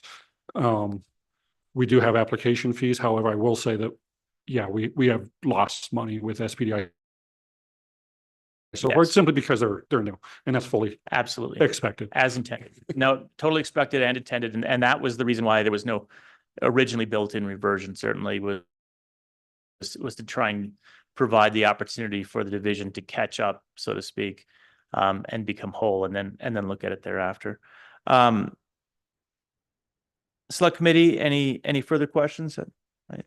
One other I had, Commissioner, was just so that we understand, it does sound like from that testimony that from your perspective, and I'll say maybe moving forward, not in the past, but moving forward, the fee schedule in Title 13 you find to be sufficient across the board for the needs of keeping the Division of Banking whole with both Speedy Banks as well as trusts with digital assets under custody. Is that accurate?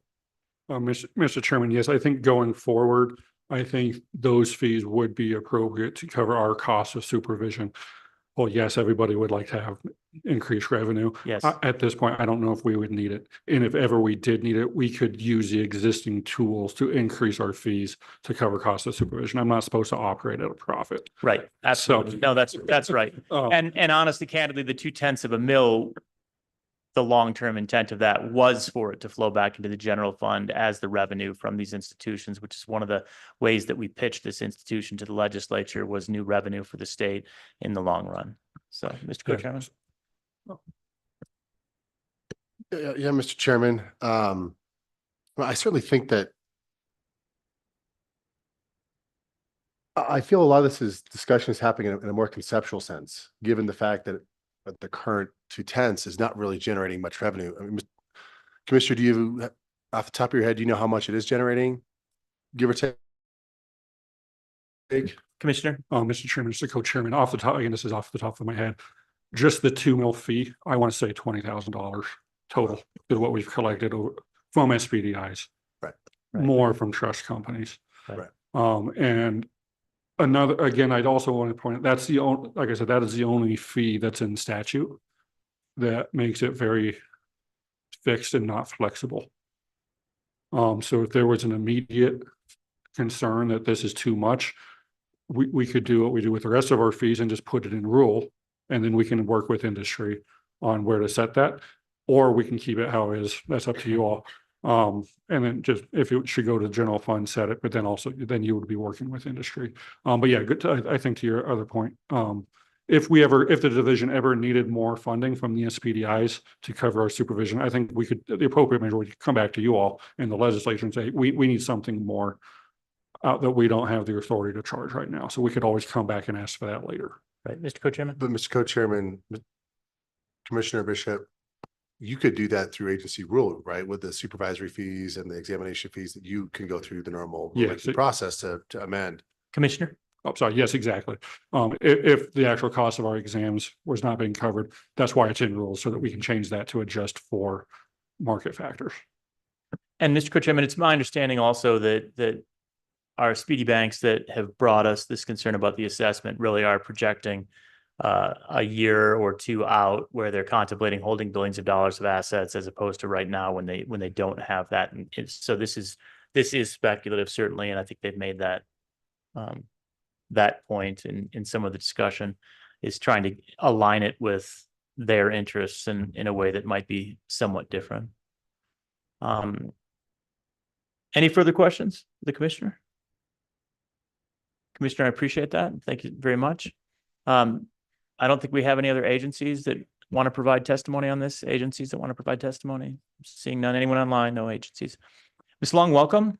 And we are going to offer you an opportunity. We did our updates from Speedies already, but we pushed pause, so you're fine. But right now we're on the assessment discussion, and I would be happy to have you weigh in if you would like to on that, or not at this time if you don't want to. Okay, perfect. Any other public comment? And again, we're on the assessment discussion at this point for Speedy Banks, specifically the 0.2 of a mil and the other regulatory and oversight fees for the public. Anyone online of general discussion? We have Mr. Faulkner. Yeah, can we bring him in?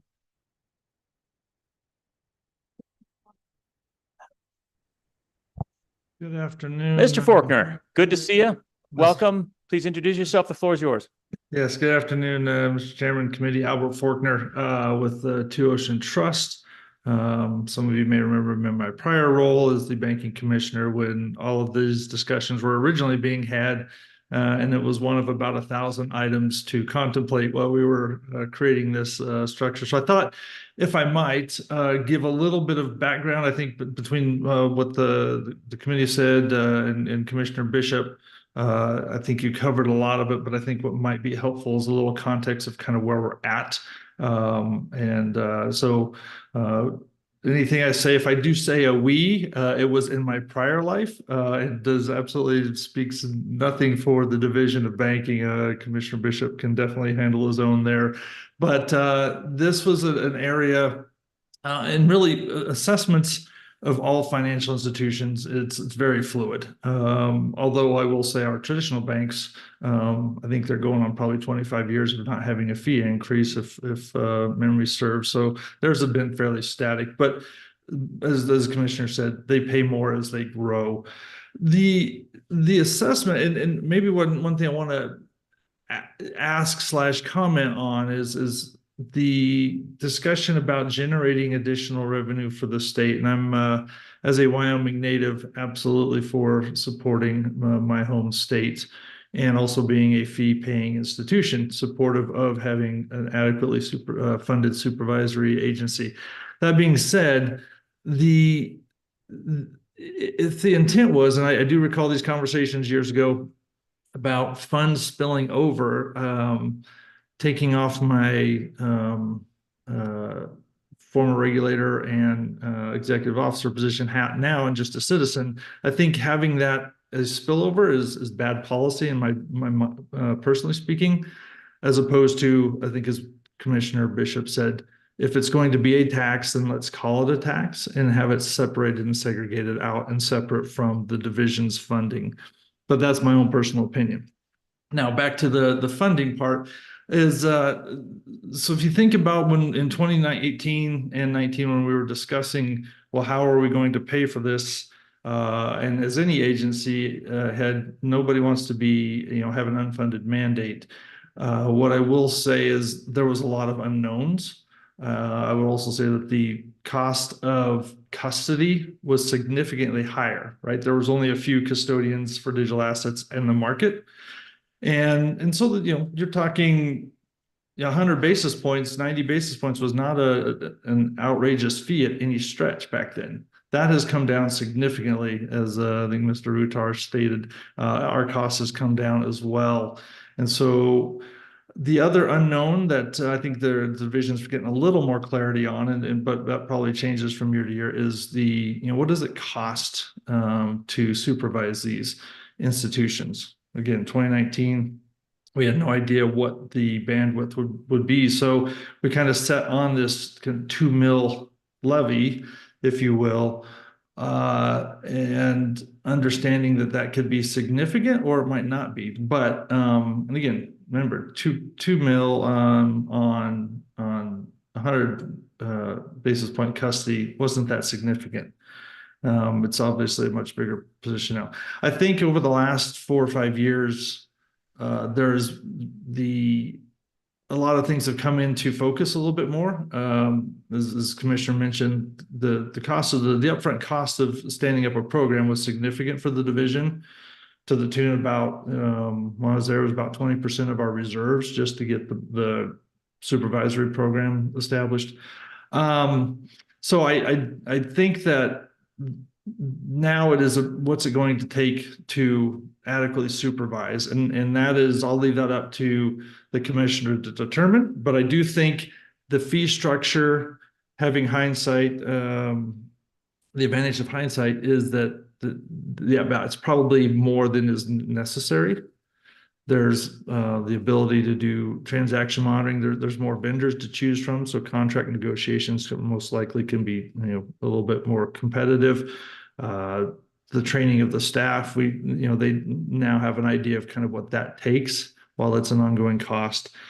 But I think the other thing that the commissioner said, and I would echo and would be supportive of, this is the only supervisory fee that I'm aware of that is now and remains in statute. And some of you might recall we changed that for the Division of Banking for a number of other fees 5-6 years ago, put them all in rule for just exactly as the commissioner stated. There's flexibility to work on the fee schedule if it's too high or too low, so the ability there. And there's also, that's still, the governor's still involved, LSO is still involved, so there's still that accountability, but there's a little more flexibility. I think if I were to be able to propose anything, it would be to amend the statute here in this section and make it by rule and consistent with everything else. And then lastly, what I would say is, Commissioner is correct, right? There's a host of kind of the way fees are assessed to various financial institutions operating in Wyoming. The banks have just their semi-annual assessment, no exam fee. Trust companies, we have assessment. It's a flat fee based on size. With the asterisks of those of us doing digital asset custody, we have a different schedule, and then we pay the cost of examination. The other non-bank side, which is a big portion of the division's budget, they pay licensing and examination fees, and the licensing fees, those are even different amongst the various types of licenses. So we're never going to get to a one-size-fits-all model, which I don't think you want, because it needs to be appropriate. But I will say that it might be time to look at this, and really, I think, to echo the commissioner, that if you're wanting some tax on financial services separate from what others institutions pay, that's a policy position I think needs to really be considered and discussed, because there are no taxes on the financial institutions outside of their assessments. Don't necessarily disagree with generating the revenue, but I think the mechanism of what you would do it needs to be altered. And in fact, I would say that the statutory language right now doesn't contemplate or even allow for it. I know there's been funds that do spill over, but I think the wording would have to be changed a little bit. So anyway, that's a little bit of the history. I think, again, the discussion of maintaining a well-trained staff and an adequately funded agency, absolutely supportive of, for a host of reasons. But I do think now that we have a few years to look back upon, there's might be a good opportunity to modernize that a little bit. And it might just be starting with giving a little more flexibility to the commissioner regarding the rules versus statutory fee. With that, Mr. Chairman, I'll take any questions. Thank you, Mr. Faulkner. Any questions for Mr. Faulkner? Questions? Seeing none, thank you, Mr. Faulkner. Appreciate that testimony. Any other public comment at this time? Okay. Mr. Rutar, back to you. You've heard some discussion. Please, again, I think we're having discussion at this point and trying to explore. So if you have any final thoughts to share based on the discussion, please do. Thank you, Mr. Chairman. No, I think the tone and direction of the dialogue was really important. I would probably just end with, first and foremost, we recognize that it's a win for the state of Wyoming and SPDIs to bring revenue, generate revenue, and bring this industry to the state, and funding availability for the Division of Banking for proper regulation of the industry is a good thing for us in the state. Great. Thank you. Appreciate your testimony. Appreciate this discussion. We will definitely continue the discussion and look for ways that we can, address those concerns and the concerns of our trusts as well, which, it certainly makes sense that if we don't have fair assessment and fees across the industry, that we're probably doing things a little bit wrong. We can find a better way to do that. We appreciate that dialogue. Mr. Co-Chairman, any final thoughts before we head back to our other topic? Mr. Co-Chairman, I do not.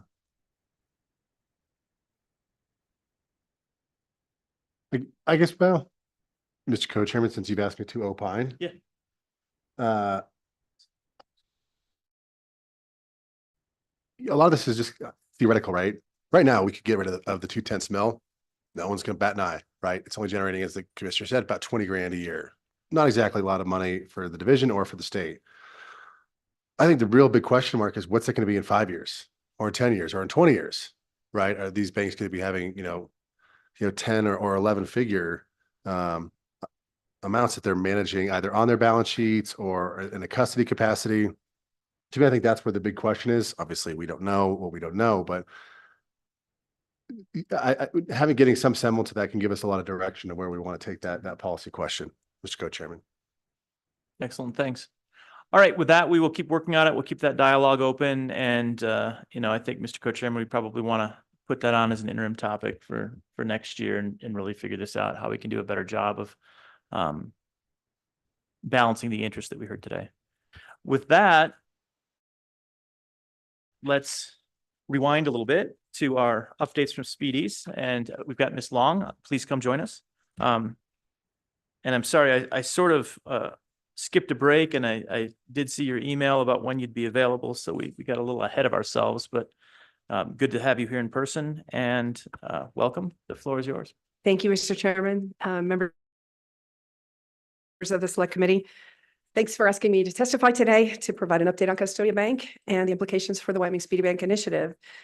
Tomorrow is the deadline for the final brief to be filed in our pending Fed lawsuit appeal at the 10th Circuit, and a decision is likely in 2025. I'll leave the legal analysis to the lawyers, but will point to publicly disclosed information of which the Select Committee should be made aware. 6 different lobbying groups for the banking industry filed friend of the court or amicus briefs supporting the Fed, of which 5 are national lobbying groups, and the 6th is our local Wyoming Bankers Association. This means the Wyoming Bankers Association is now adverse to the state of Wyoming, including the Wyoming Attorney General, the Wyoming Secretary of State, and Senator Lummis, each of whom filed amicus briefs in support of the state's laws. This move by the Wyoming Bankers Association to become adverse to the state is especially curious because every single Wyoming banker who served on the Wyoming State Banking Board since 2020 voted yes to charter every single Wyoming Speedy Bank. So what's really going on here? Well, curiously, 2 facts paint a picture that interests from outside of Wyoming are at work here. Citing to public filings, Number one, the Wyoming Bankers Association's brief copied extensively from the American Bankers Association's brief without attribution, including word for word in multiple places. And number two, the brief came in so late that the Wyoming Bankers Association's lawyer had to jump through procedural hoops at the court to get it filed.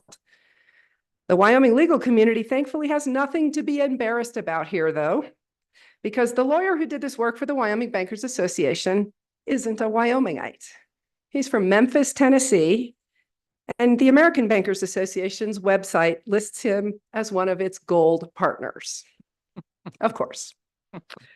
What do the national bank lobbyists really want here? They want to slow Wyoming down because the big New York banks are getting into the digital asset custody business. Here's an important new fact. The Fed recently let Bank of New York ramp up its digital asset custody business, which the SEC publicly confirmed last week. And you heard this fact further confirmed yesterday in testimony from Senator Lummis's office.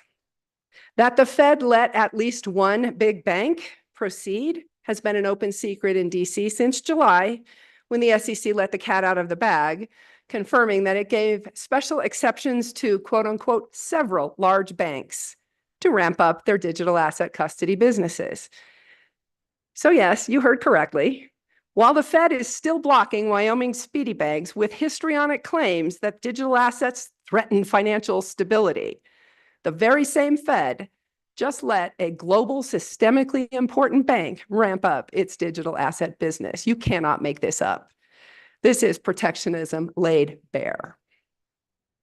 Related, I haven't spoken publicly about this before, something else done to stymie the Wyoming speedy banks, but it's time to share this. The American Bankers Association delayed issuing our ABA routing numbers, which are prerequisites for direct access to the payment system. And in Custodia's case, the delay was well over a year. Yes, you heard that right. The industry trade group has gatekeeping power to stymie new entrants, including all of the speedies. That's the same American Bankers Association whose brief the Wyoming Bankers Association cribbed. That's like getting your driver's license from Ford, said industry expert Alex Johnson recently to describe the American Bankers Association's gatekeeping power. The Department of Justice's Antitrust Division investigated the banking industry's practice of blocking competitors' access to the payment system in the 1970s. Congress then mandated equal access to the payment system for all eligible depository institutions in 1980. And after that 1980 law passed, the DOJ closed its antitrust investigations into the banking industry. But fast forward to today, we know equal access is no longer being granted. Consequently, it appears the DOJ Antitrust Division should again investigate the American Bankers Association's anti-competitive practice of blocking or delaying ABA routing numbers. In other words, grab the popcorn, because things are about to get a lot more interesting as lights start shining into previously dark corners of the banking industry, like this one. So, circling back to Wyoming, with all this background in mind, ask yourself this: why would Wyoming's bankers join the attack on the state of Wyoming by the Fed and the national lobbyists, rushing to submit a brief that cribbed from the American Bankers Association's brief, when Wyoming's incumbent banks have not been harmed in any way by the state's blockchain initiatives, and after every individual banker on the Wyoming State Banking Board voted yes to charter every single Wyoming Speedy Bank? I think you can all see the forces from outside Wyoming at work here. Switching gears, I sent the co-chairs a press release issued last month by the Chief Financial Officer of Florida, recommending that the state of Florida create its own bank akin to the Bank of North Dakota. Number one, to protect Floridians from being debanked amid abuses by federal regulatory powers. And two, to save Florida money it currently pays to banks in New York and San Francisco. The sponsor of this initiative is Florida's CFO, who I assume would be equivalent to our treasurer, Jimmy Patronis. And he said, quote, "The Sunshine Freedom Bank will protect Floridians and increase our bottom line." An analysis of his proposal noted Petronas first got involved in the debanking issue to help a prominent Florida healthcare company that was debanked after criticizing the FDA during COVID. The debanking issue has become so prominent nationally that 7 states have now introduced bills to stop debanking on political or religious grounds.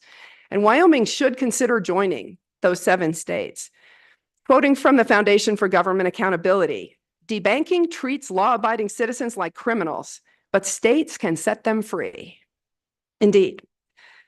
Finally, here's an update on Custodia. In my May testimony, I described how Custodia was forced to operate with both hands behind our back because disparaged by the Fed, prevented from executing our business plan, forced to operate without a Fed master account, and pressured behind closed doors by federal bank regulators crackdown on the entire digital asset industry called Operation Choke Point 2.0, Custodia had to rely on unstable and costly correspondent banking relationships to indirectly access the US dollar payment system for our customers.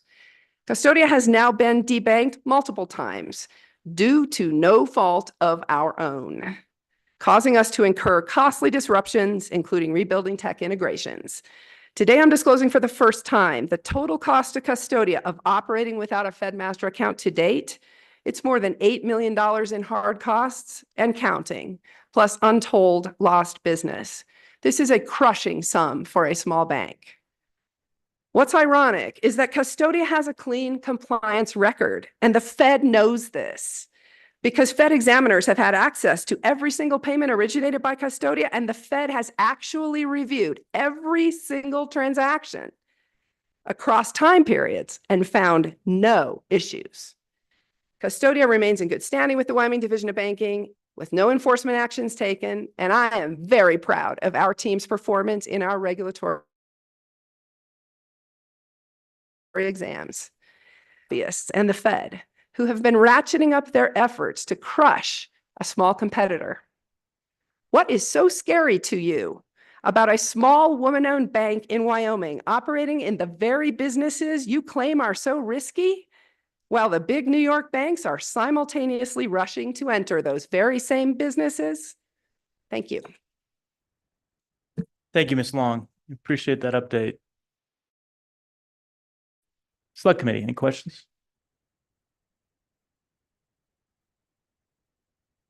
Senator. I just like to comment, Ms. Young, thank you for being here. Bringing these issues to our attention in such a clear, succinct way. I am deeply concerned by what you have shared, and the actions of the Wyoming Bankers Association. So I look forward to hearing their response to your concerns. Thanks. Any additional questions for Ms. Long? Mr. Co-Chairman. Thank you, Mr. Co-Chair. Ms. Long, I mean, has there been any official response? I mean, I looked briefly and I couldn't find any, but has there been any public justification beyond the amicus brief by the Wyoming Bankers Association and why they're doing this? Ms. Long, Mr. Chairman, no. any follow-up? Yeah, it's really disheartening to see that our state banks were willing to file an amicus brief against one of our state banks, your Speedy Bank. I mean, talk about failing to ride for the brand. I can't believe that we're in this position where we've been in this process for, I don't know, 6, almost 7 years working on special purpose depository institutions, trying to build something for the state, and to then be attacked from inside. It is disheartening to see that, particularly when, as you note, you can see why large out-of-state banks would want to stop this progress because they want to get there first. That makes perfect sense why these larger banks and the banks in New York, right? They're trying to get out ahead. They're trying to consolidate the industry. That makes good sense. I struggle to understand why we would have our state banking association team up with them to undercut our homegrown opportunities and basically eliminate the first mover advantage of the people of Wyoming so that New York can win this again. I struggle. And maybe, we probably don't have the Wyoming Banking Association online. I'm guessing they're not waiting to chime in. Is that accurate? Not in the lobby of the, that's a shame. That's a shame. Yeah, we'll have those conversations later. Ms. Long, next step, what's on the horizon? What's the timeline? Tomorrow, the final brief in the appeal is filed. It will be, the attorneys will recognize the term fully briefed at that point. Okay. And it is public record that the appellees sought oral argument. And so likely there will be oral argument. The calendar on the court is November, December, January-ish. But the court controls the calendar. And then after that, we'll see. Right. You had asked me earlier, Mr. Chairman, about an opinion on the 2 basis point fee. And to be honest, I'm conflicted. The easy answer is wait to see what happens with the lawsuit, because boy, oh boy, will things change. Right. If Custodia and the state of Wyoming's efforts prevail. Absolutely. No, good point. So we'll keep visiting that. Senator Furphy, the floor is yours. Thank you, Mr. Chairman. Quite honestly, I'm surprised what has gone on. Because when I was working on this issue, I visited with a lot of the state banks, and they were supportive of the Speedy banks. So I must be out of touch, because they, as I said, they were supportive at that point. So if they've changed their position, I would like to understand that personally, why? So I just wanted to point that out, Mr. Chairman. That is a change from where we started. Thank you. Thank you, Senator. Appreciate that comment. Ms. Long, any thoughts on that? Mr. Chairman, Senator Furphy, thank you for that comment. I know you've been associated with this organization in the past, and I really appreciate you saying that. I know we have our supporters. The fact, the public record that every single banker on the state banking board voted to charter every single Speedy Bank shows the hypocrisy of what happened here. There are clearly interests outside of the state of Wyoming pulling puppet strings in Wyoming's name here. To crib from a brief word for word without attribution. And of course, it's the American Bankers Association's brief that got cribbed in the Wyoming Bankers Association's name. Again, when I saw that it was not a Wyoming attorney, I was relieved. Yeah, this is something I don't know, and I guess I'll look to my 2 attorneys here. Are attorneys allowed to straight up plagiarize from one brief into their own brief? Is that an acceptable thing? Because as a scientist, we don't get to do that, right? We have to quote things. I don't know how that works. Mr. Kaufman, can you do that? Well, you, as Ms. Long is suggesting, you would certainly want to cite, right, or give credit at a minimum. So that's poor practice. It does for seem sure. like it. Yeah. Senator, feel the same way? I do. Okay. All right. Well, sometimes we're in a hurry, I guess, and we've got a deadline. I guess the question is, what did the Wyoming bankers pay for that? For the rewrite? Yeah, exactly. rewrite. Yeah. Representative Singh, go ahead. Thank you, Mr. Chairman. Ms. Long, I think we're all shocked by what appears to be friendly fire here.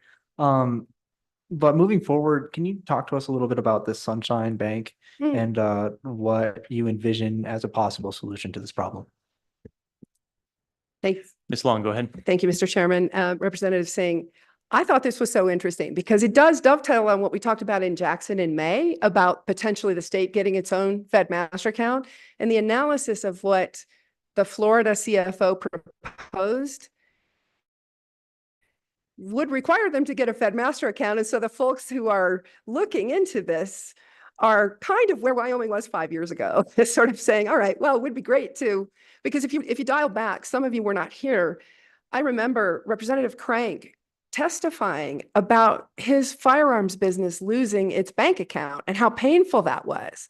So you had the personal experience of legislators who helped to pass these laws back in 2018 and 2019 of having been targeted for debanking by politically power abusing regulators. And so I like that the fact that Florida was going in that direction. They are one of the 7 states that also has a bill in their legislature to their resolutions really to say state banks can't debank targeted industries. But they're obviously thinking about going further and putting some teeth into it. And I know that we already looked at that back in May about potentially the state getting its own master account like the state of Texas. And you may have recalled that the state of Tennessee had its own trust company, which had a master account at one point as well. But I don't see how the Fed gets out from all of this. They have been picking and choosing winners. They have been lawlessly giving ineligible organizations like the state of Texas. Tell me in the statute where the state of Texas is eligible for a Fed master account. They're not. Of course, then when our LSO folks talked to Texas, they said, well, California wants one too. Of course, everybody does, right? So this lawsuit has just been ratcheted up in importance for so many reasons because the Fed has not been complying with the law. And I gave you some of this background history. There is a lot more that I could say about the shenanigans that have happened behind closed doors to Custodia. It is stunning. There is so much corruption in this country. We don't acknowledge that, but there is. And it is just that ABA routing number, the delay. I've never talked about it before. There's a lot I haven't talked about yet. But when the ABA came after us, all right, well, great. Now let's look at the history here. The Department of Justice Antitrust Division was going after the banking industry because of this exact behavior in the 1970s. Congress fixed it with the Monetary Control Act. But now there's no adherence to the Monetary Control Act anymore. So let's see if the courts enforce the Monetary Control Act or not.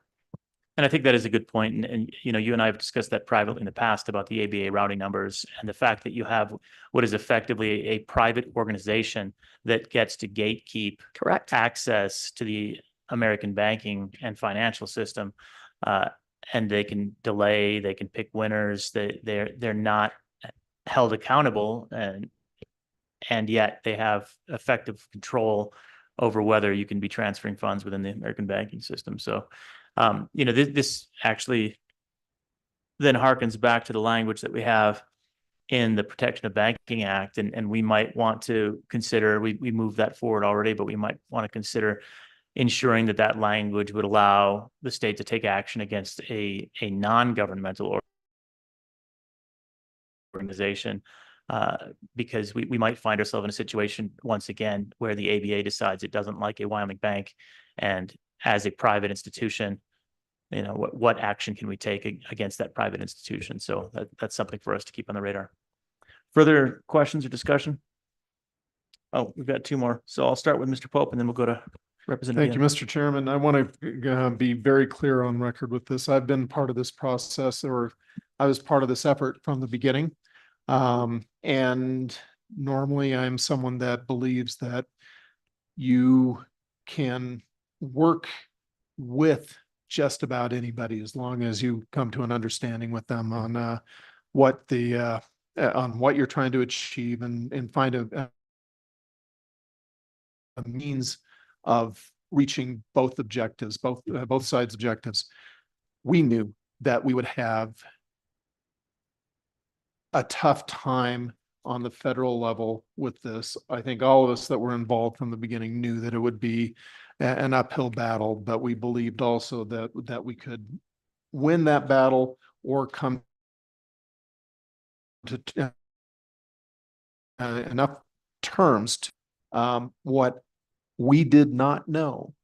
And especially after my conversations with bankers, my conversations with other interested parties in the beginning, we did not know that we would be battling an internal fight as well.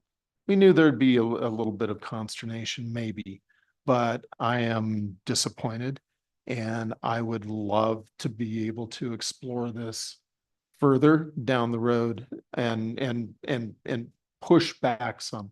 We need these are institutions that are legal institutions performing legal or providing legal services within the state of Wyoming. And we cannot have an entire industry within the state that is attempting to thwart them. So it was not a question. It was a statement more than anything, and I apologize for that, but thank you for your time, Mr. Chairman. Thank you, Mr. Pope. Representative Ian. Mr. Chairman, thank you. Ms. Long, thanks for being here as always. I think this whole journey and saga has been incredibly disappointing, and I hope the court case turns out in your favor. My question to you, and maybe to highlight, I have never been invited to the Fed's meeting in Jackson Hole. I don't know why they don't give me an invite. They should invite all of us. I think that would be lovely. You're right there. But my question to you is, if you could advocate for one thing to overhaul on the federal side, so for our regulators or oversight for our Federal Reserve Board, what would that one thing be? Ms. Long, thoughts? Mr. Chairman, adhere to the law. It's really simple. Rule of law in this country. The Federal Reserve is not above the rule of law. That would be my answer. Representative Ian. Follow-up? Sorry. Okay. Senator. Mr. Chairman, thank you. Similar to in the 70s, were any complaints made to the Department of Justice Antitrust or Consumer Protection Divisions and any response from them about this issue? Ms. Long. Mr. Chairman, Senator Nethercott, yes.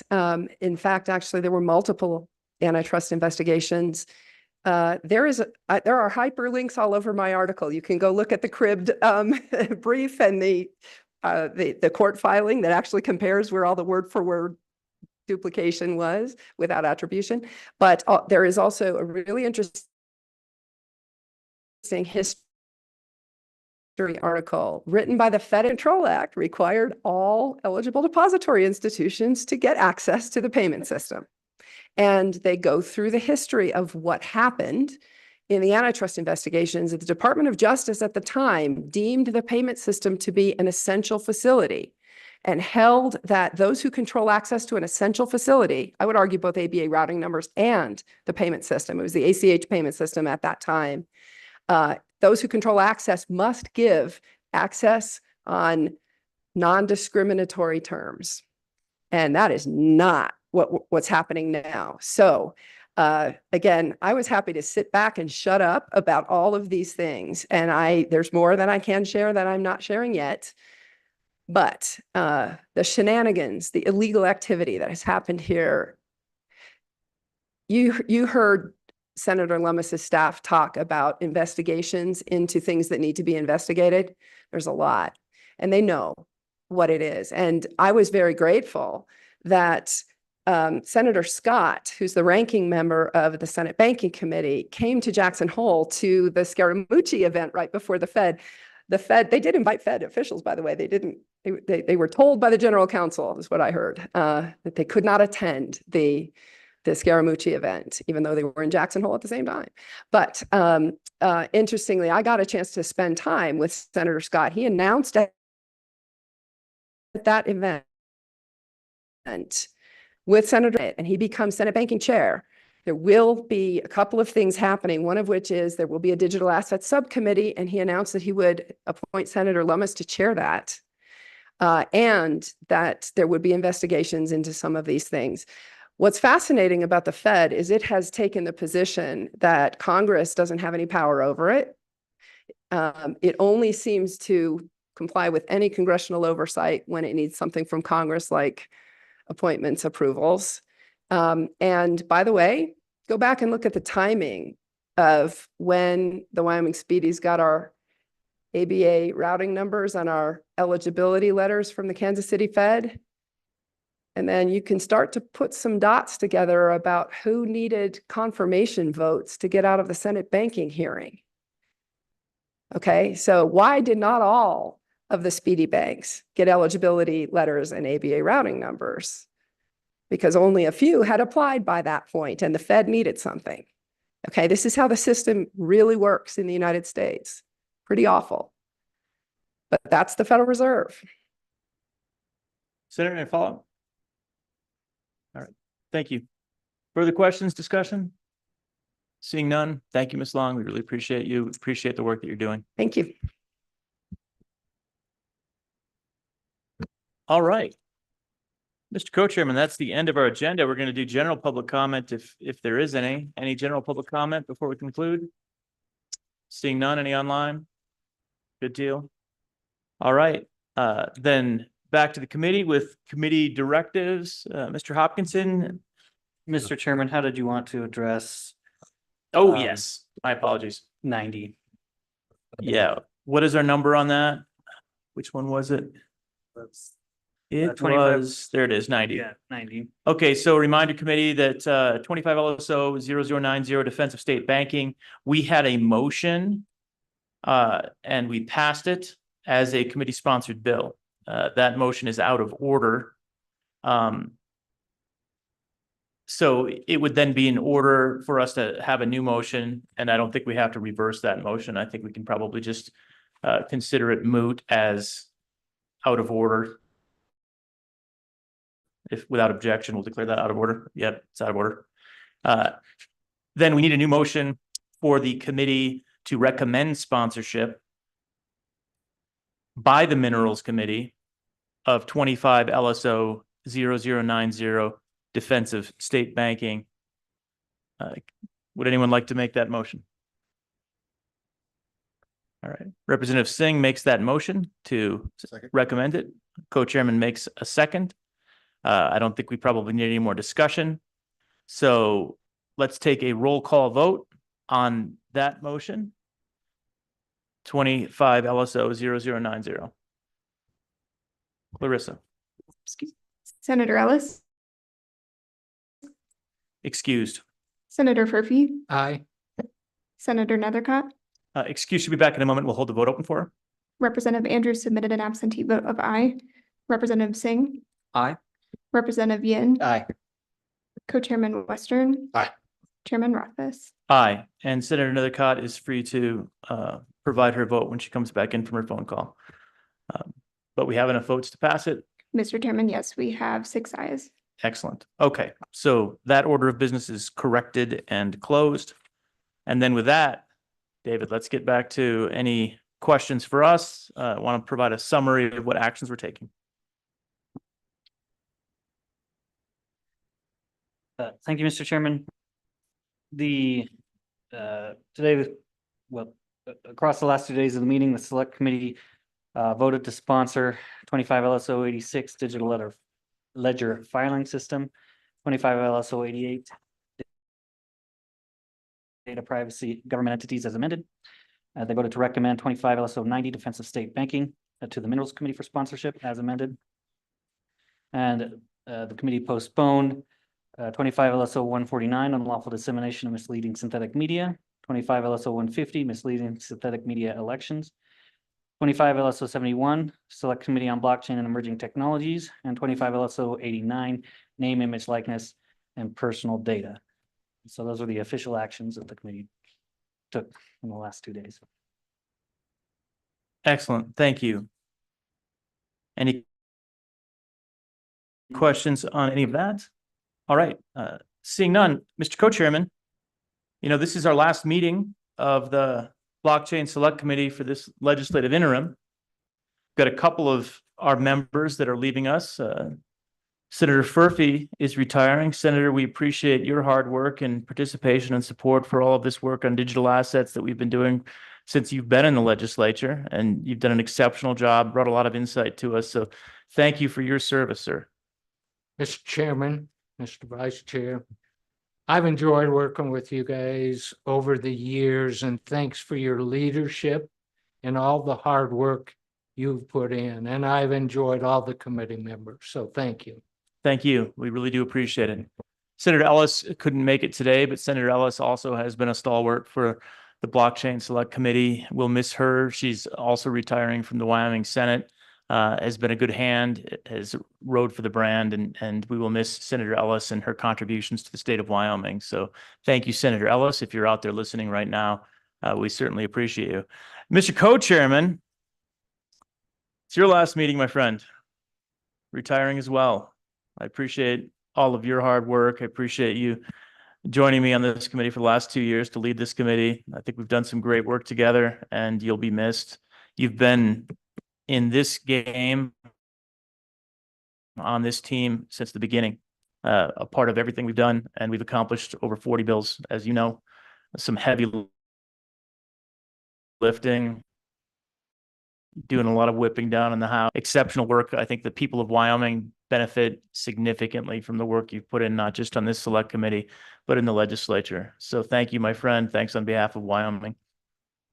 Well, Mr. Co-Chairman, thank you very much. I really do appreciate that. I hadn't really given much thought to it till you mentioned it. You know, I've just made so much darn money being in the legislature. You got to call it quits, you know? Damn right. No, it's been an incredible honor, right? I think, you know, who was it that said, you know, you stand on the shoulders of giants? And I really think that is the case in the legislature. You know, in our state's 130 some year history, we've had a lot of really good legislators come through, you know, many who we don't know, we've never met, and we've never had the pleasure of legislating with it, but they have built this incredible process. And to play any part of it, you know, it's been an incredible honor. And so to work with this committee, and obviously work with the, you know, our previous chairman, they've been a great source of inspiration. And I think to, you know, carry on this really great torch and work on this really good work. There's been high moments, there's been low moments, but I think with any great devotion in life, the act of legislating, that's just kind of part of the process. And to play any part has been an enormous honor. So, Mr. Co-Chairman, I really appreciate, you know, I said it before and I'll say it again. I intend to be back at some point, but you know, for now, it's been an enormous honor to be a part of this great process. So thank you, Mr. Co-Chairman. Excellent. Thank you. And let's get a round of applause for my co-chairman and for Senator Purpose.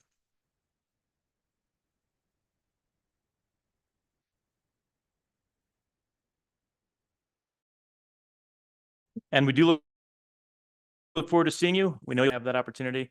With that, meeting adjourned.